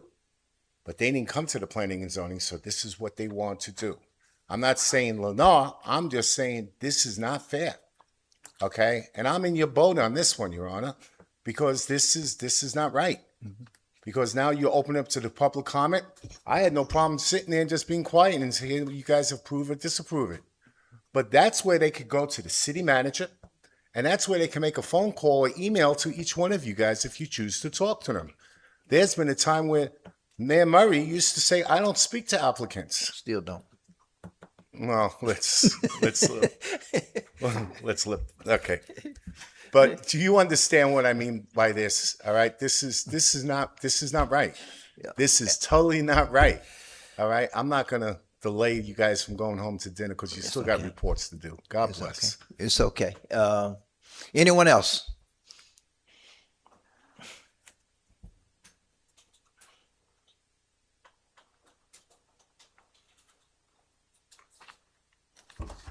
Joe Famasi, 2693 Jumping Jack Way. I am speaking on this subject because I have been up here about these CDDs. These CDDs do not benefit the city. They do not benefit the residents that they serve because the law is flawed. Giving a developer 6 years of control and no way to vote out supposedly a form of government is not American values. So if we don't like the way they're spending our money, can we vote them out? Nope. We got to wait 6 years. That is totally flawed in the whole situation. I live under a CDD right now. They want to tell us it's better to serve us. Well, let me ask you. So we had roads that had to be remade several times, right? And they say they're supposed to hold them to a higher standard. I can show you some maintenance issues in my neighborhood right now under my CDD. According to them, it's the best course of action. So right now, the picture I'm showing you is an ADA issue where on the sidewalk, the wheelchair ramp there is not even nailed down. I've brought this up 2 years in a row. Stop sign. Looks right, right? But that's not the right style of what we're supposed to be using in the community and what's under the guidance of what we're supposed to be doing in the CDD.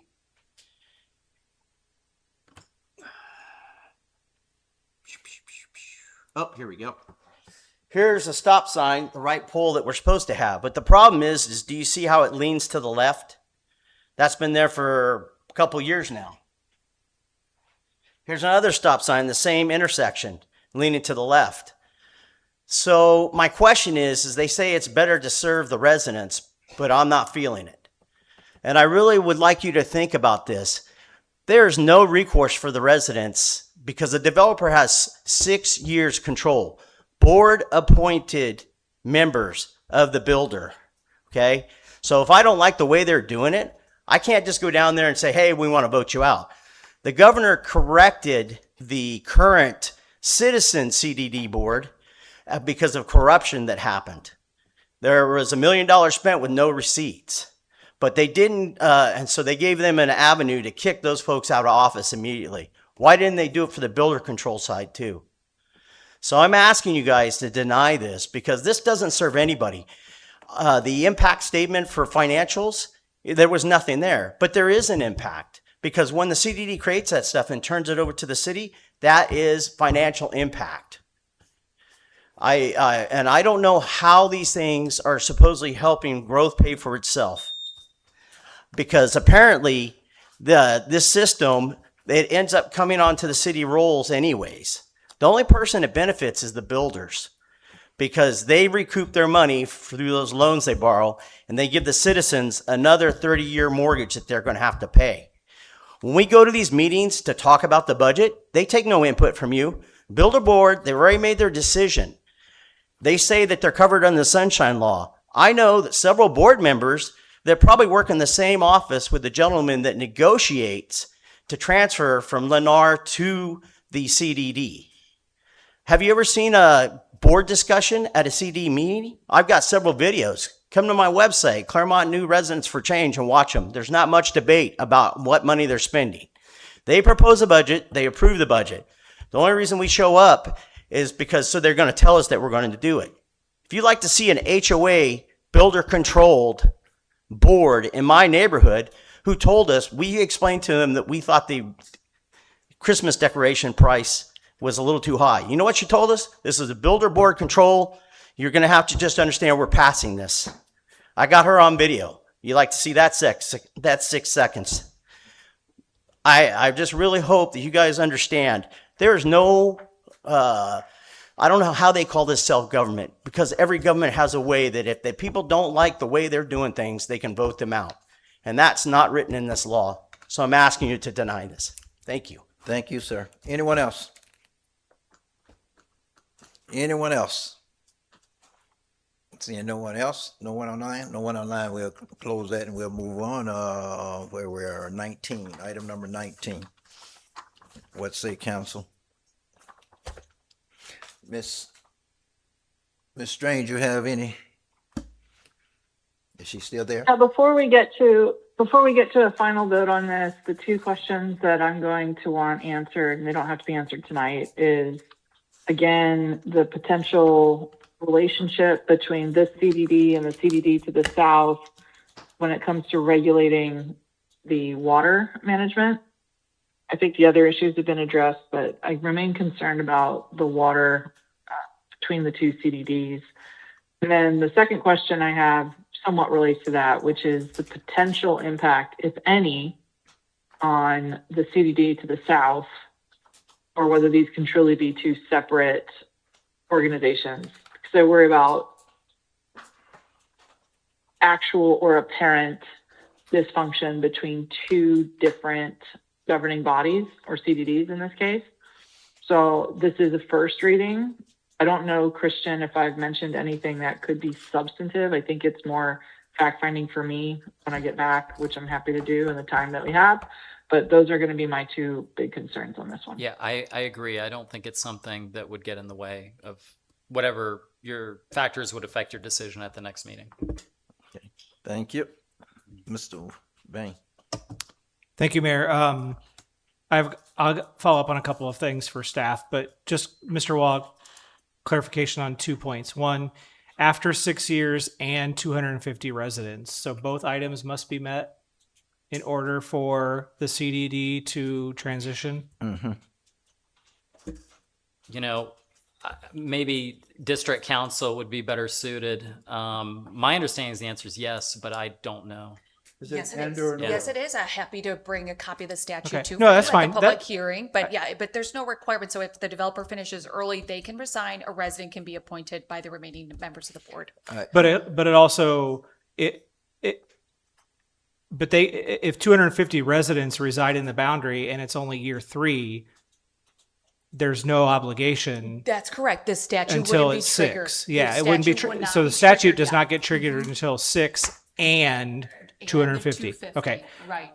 Mr. Wall, the other question I have is the statute require the initial CDD governing board to be developer selected? Landowner election, right? So it's, or do you want to, I can. Well, what were you going to say? I was going to say that 190 contemplates that basically it's a landowner election at first. The developer, the reason I think the legislature has them on that initial board is because they own the majority of land. Right. So it's 1 vote per 1 acre. I can bring that information back, but basically they own the majority of the land within the boundary of the CDD. So they vote who will fill those seats. They could vote a relative of, they could, well, not a relative, but because of the voting conflict law, but they could vote in any, employees, for example, of the developer. Yeah, under Florida Statute 190.006 subsection 2, it does say 1 vote, 1 acre, and it usually is that the developer is the owner at that scenario. So in practice, they do. My question is that it appears in the ordinance that we actually are making the appointment as the council through approving the ordinance. And I think the petition requires us to list out a proposed group It of does. individuals, 5 individuals that would sit on the initial board. But we would go through a landowner election at the first board meeting where the majority landowner could select who fills those seats. But, so let me clarify, it does say that the city council of the city of Clermont does hereby appoint the following individuals for a period of time not to exceed 90 days. That's correct. Okay, so we make the initial appointment. That's correct. Okay. I just wanted to clarify that. And then I can ask staff my additional questions because I also don't think that they're substantive to any potential issue for second reading. Thank you. And I hate to do this, but before you go, because my understanding also for as the board go, the developer can give up a seat at any time if they so choose to.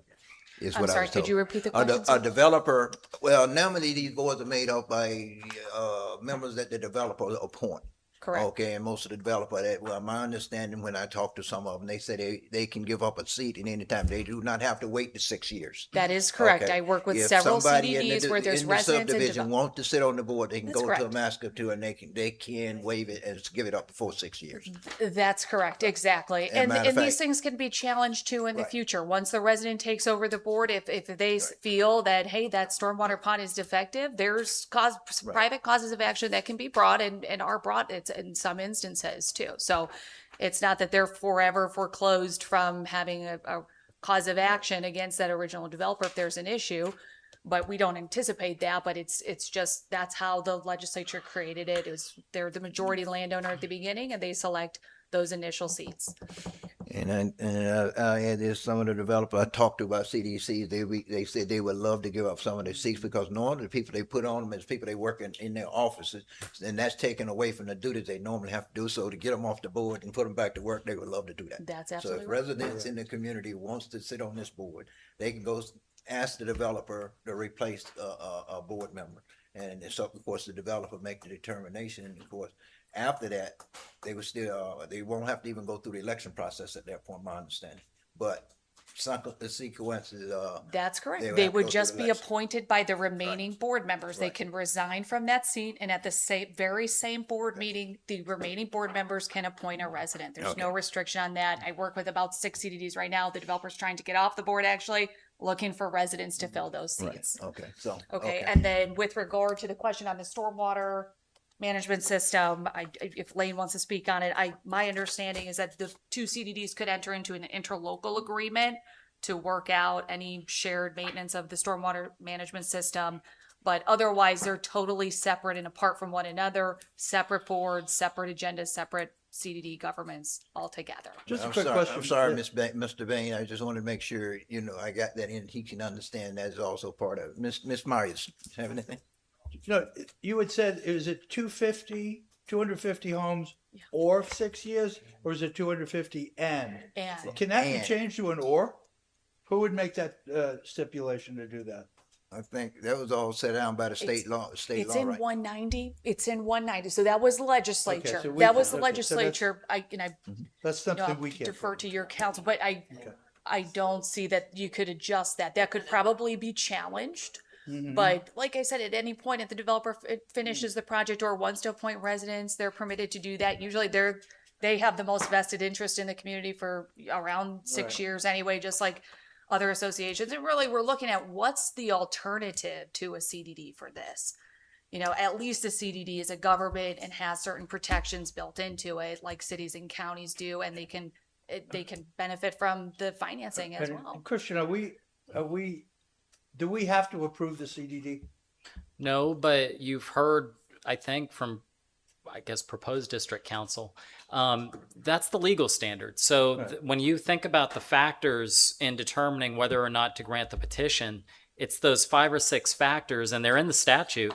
And the one that was highlighted is probably the key one, which is this the best alternative for providing these things? And that means that if you go to a hearing and the only evidence you have says this is a CDD that can provide the service, can do it right, can do it well, and that's your only, you're going to have to approve it based on the evidence. And if you do, they can appeal that. Right. And that's part of why it's wise for them to lay the record that they're laying, if that makes sense. So if we don't, then then we could get litigated. Is that what you're saying? Well, it depends. Yeah, I mean, it depends if there's another alternative Right. and you have evidence on the record that comes in at the hearing and says, actually, it's not the CD, it's an HOA should be Right. doing it, or there's an arrangement between Right. this entity and Sunshine. I mean, but you're limited. I mean, those are the factors. You have to consider those factors, and if you made a decision, it has to be based on those factors. I understand. Thank you. And we feel like, for the reasons that I've gone over, the legislature has built in protections for residents through making the CDD a form of government as opposed to an association, as opposed to a private organization. So, if you think of any other questions or information that you'd like before the public hearing, please feel free, reach out. We would love to help Okay. assist you with this decision. Okay, Thank thank you you. so I entertain a motion if no other questions. Oh, yeah. Oh, he went to, do we have to have him? He went to the bathroom. Just go, okay. I make a motion to approve item number 19, ordinance number 2026-027, intro community development district. You have a second? I'll second it. I have a motion and a second for approval of item number 19, ordinance number 2026-027, intro community development district.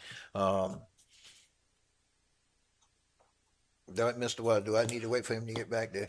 No. Call the question. Well, okay, good. All in favor, let it be known by saying aye. Aye. Aye. Aye. Aye. Okay, and the chair votes aye as well. Motion carries 4-0. Okay, item number 20. Ordinance number 2026-026.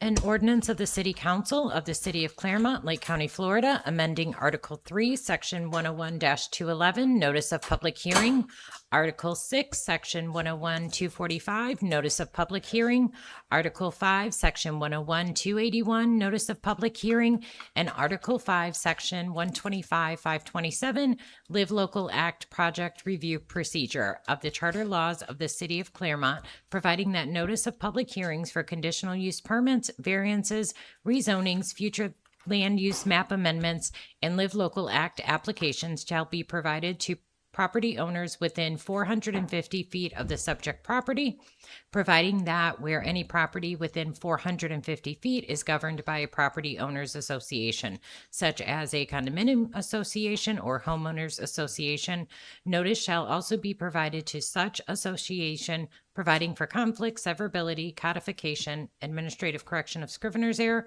publication, and effective date. Okay, thank you. This is a public hearing. Anyone in the public wish to address this item may come to the microphone and state your name and address and have 3 minutes.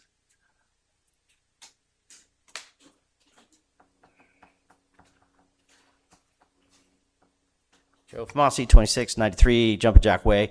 I appreciate you moving the sign back to, where is it here? 100 or to further back, 450 feet.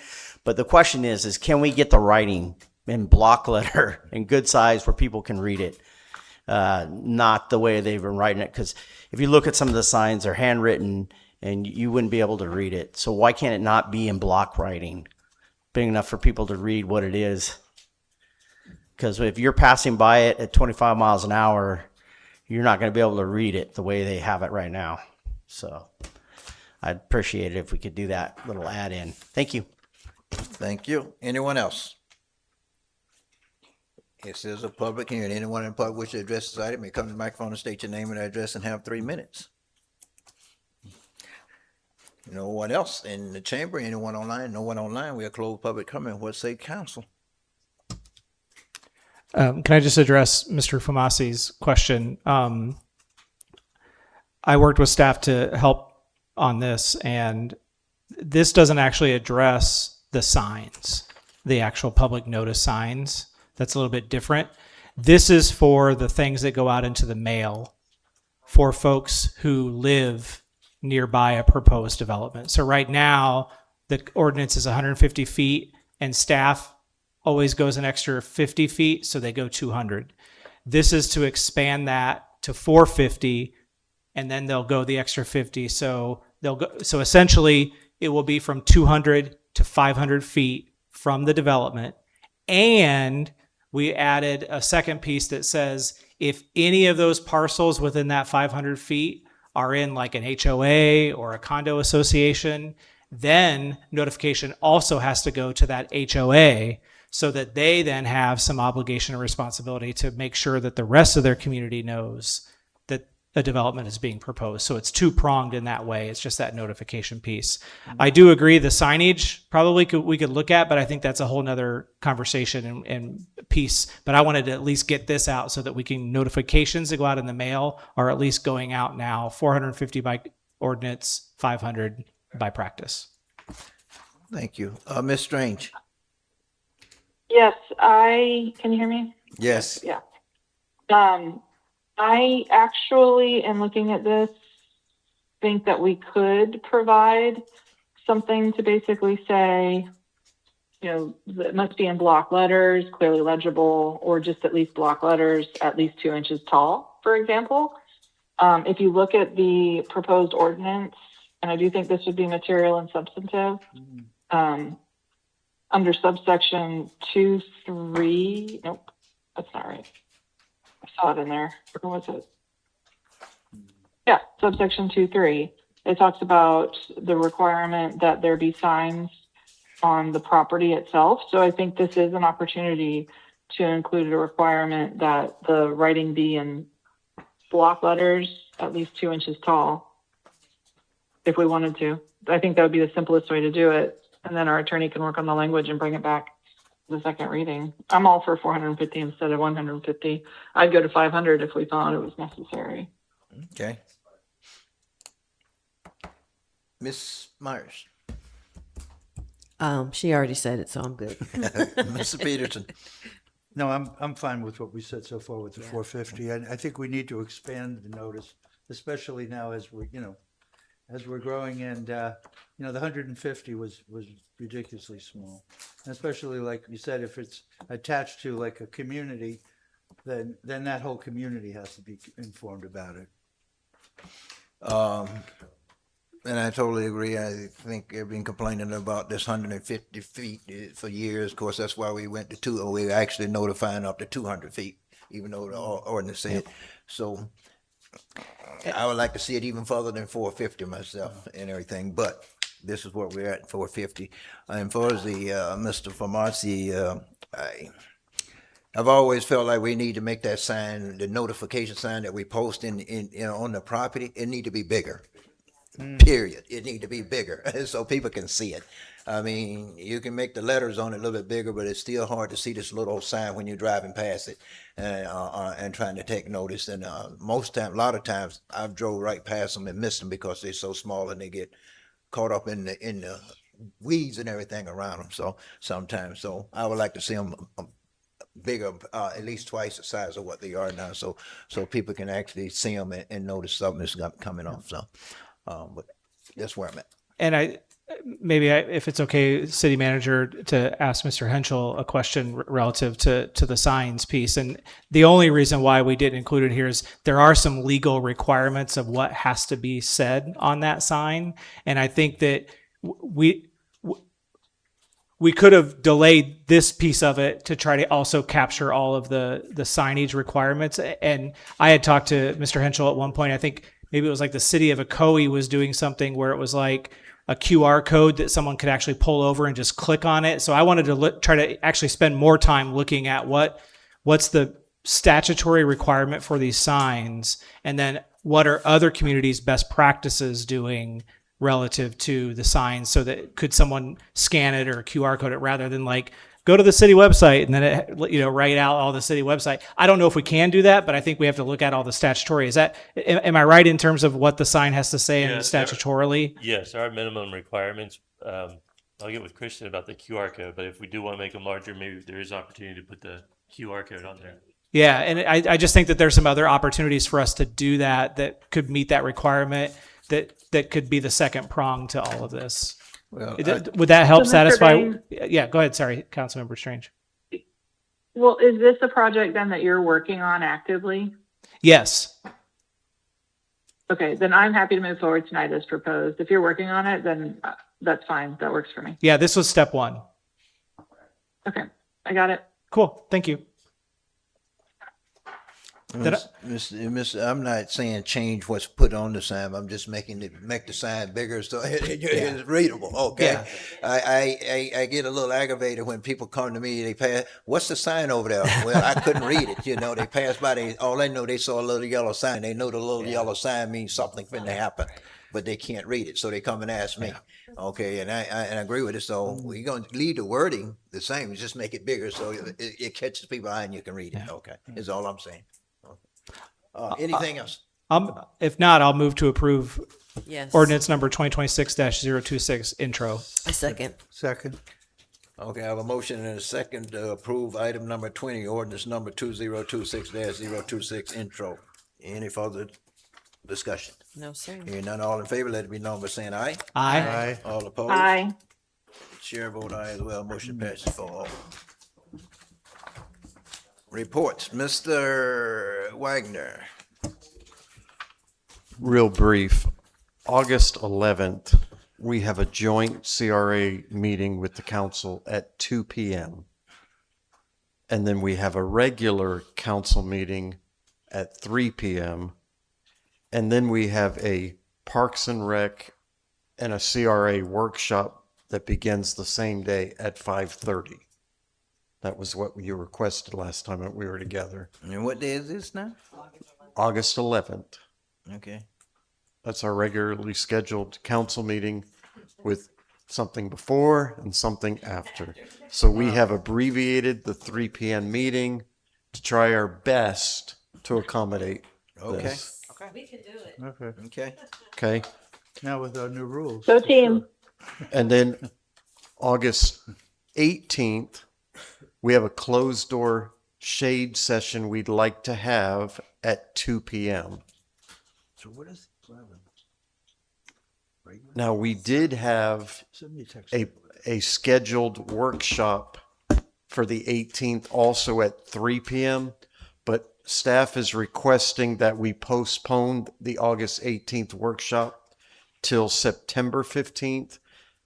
We're going to have a joint meeting with the council and P&Z, and I would like to have all the council members available for that meeting, and that the quickest one would be, it's not going to be on our scheduled August 18th, so I'm asking for our scheduled September 15th. So if I could postpone that, that's my request. Okay. With a shade session though at 2 that day. Say closed door at 2 p.m. Yes. Okay.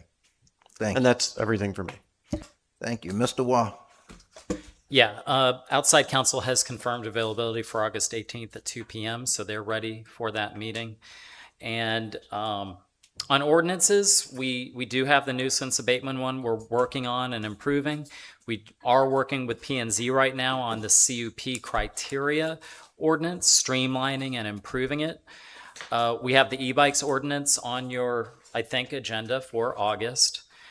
We have several resolutions being worked on right now regarding finance that will be coming in the next 1 and 2 months. And that's it. Okay, thank you. Councilmember Strange. No report. Thank you. I'm quite sure you're ready to leave, so at this point, but Councilmember Bain. Thank you, Mayor.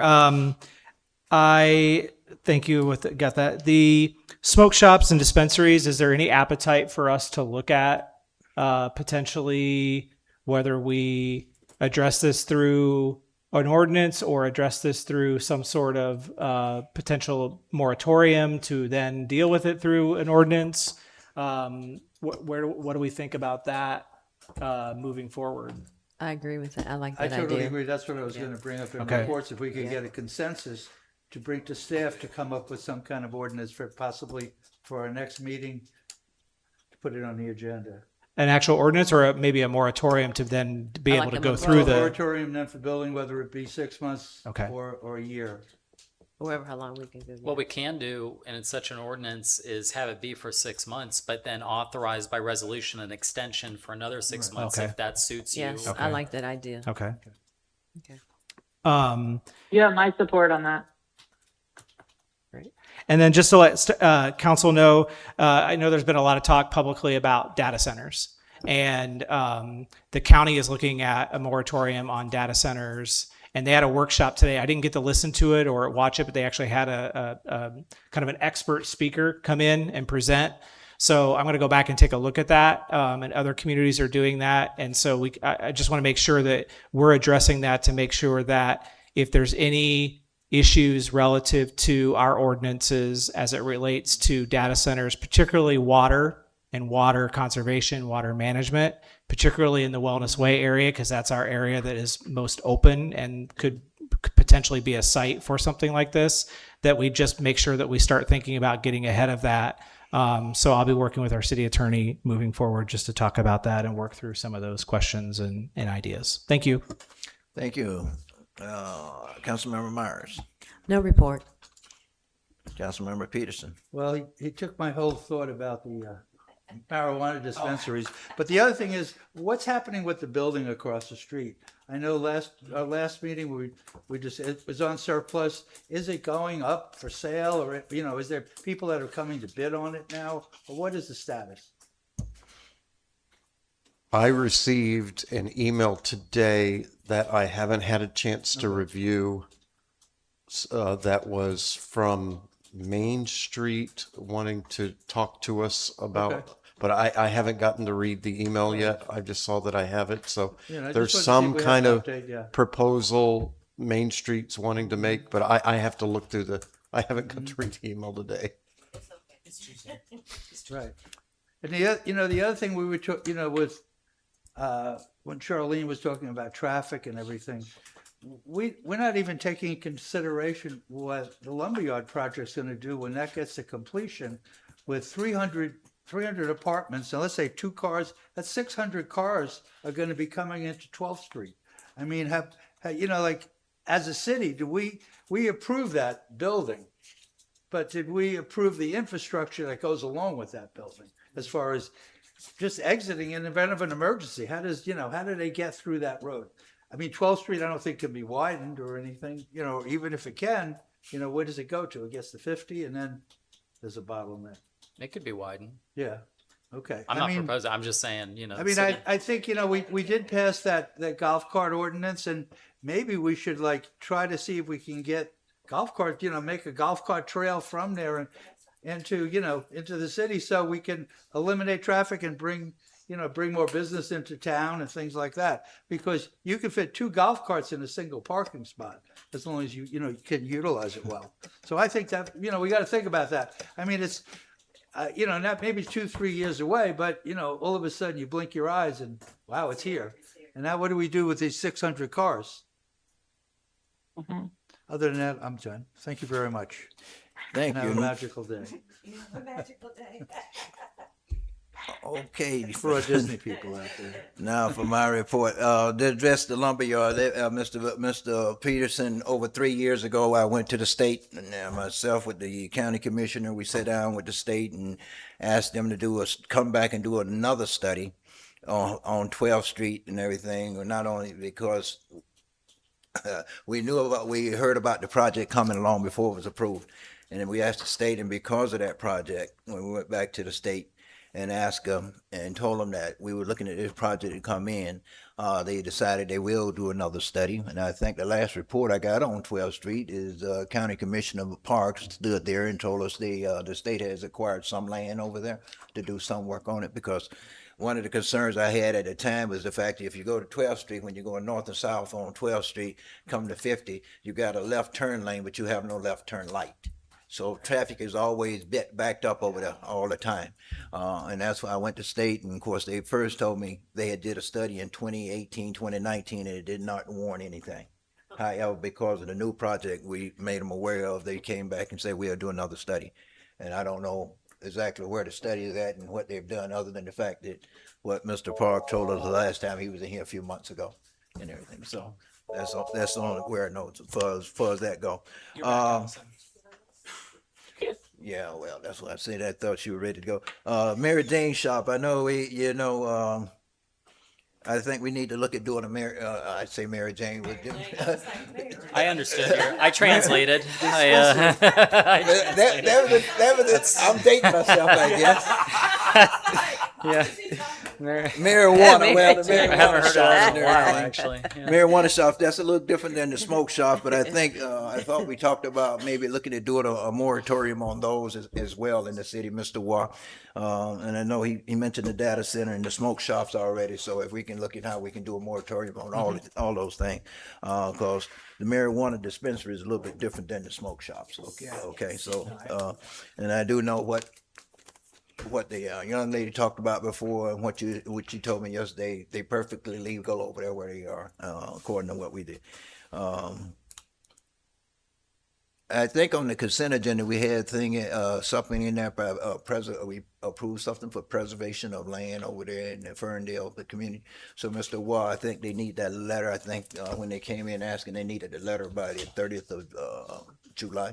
So if we can get you to get a letter done in support of that, I'm assuming since we approved it on the consent agenda, we in support of that, so we can get a letter in support of that, and I can try to get it signed tomorrow and get it to them, by Thursday. I would appreciate it. Mr. Mayor, if I can answer that, Yeah. the resolution that was approved tonight, you can sign that tonight, and I've Oh, told you her we'll already get it have to it? her first thing in the morning. Okay, you already have everything? Yes, sir. Okay, all right, so, just wondering, because I think it was required, they was asking for it to be by the 30th and everything, okay?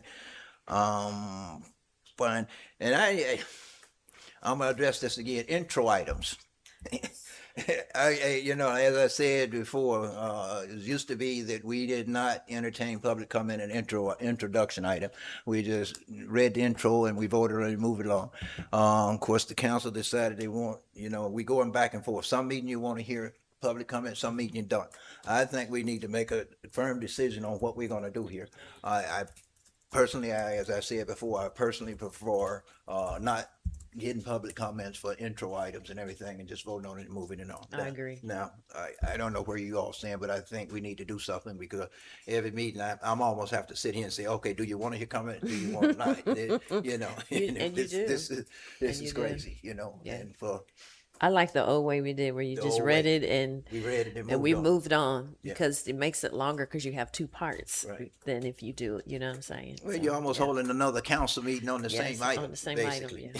And that's why Just I to be feel- clear, public Yeah. comment is never required on a first reading. Right. It's never required. Right, as I said, that's the way I used to handle it.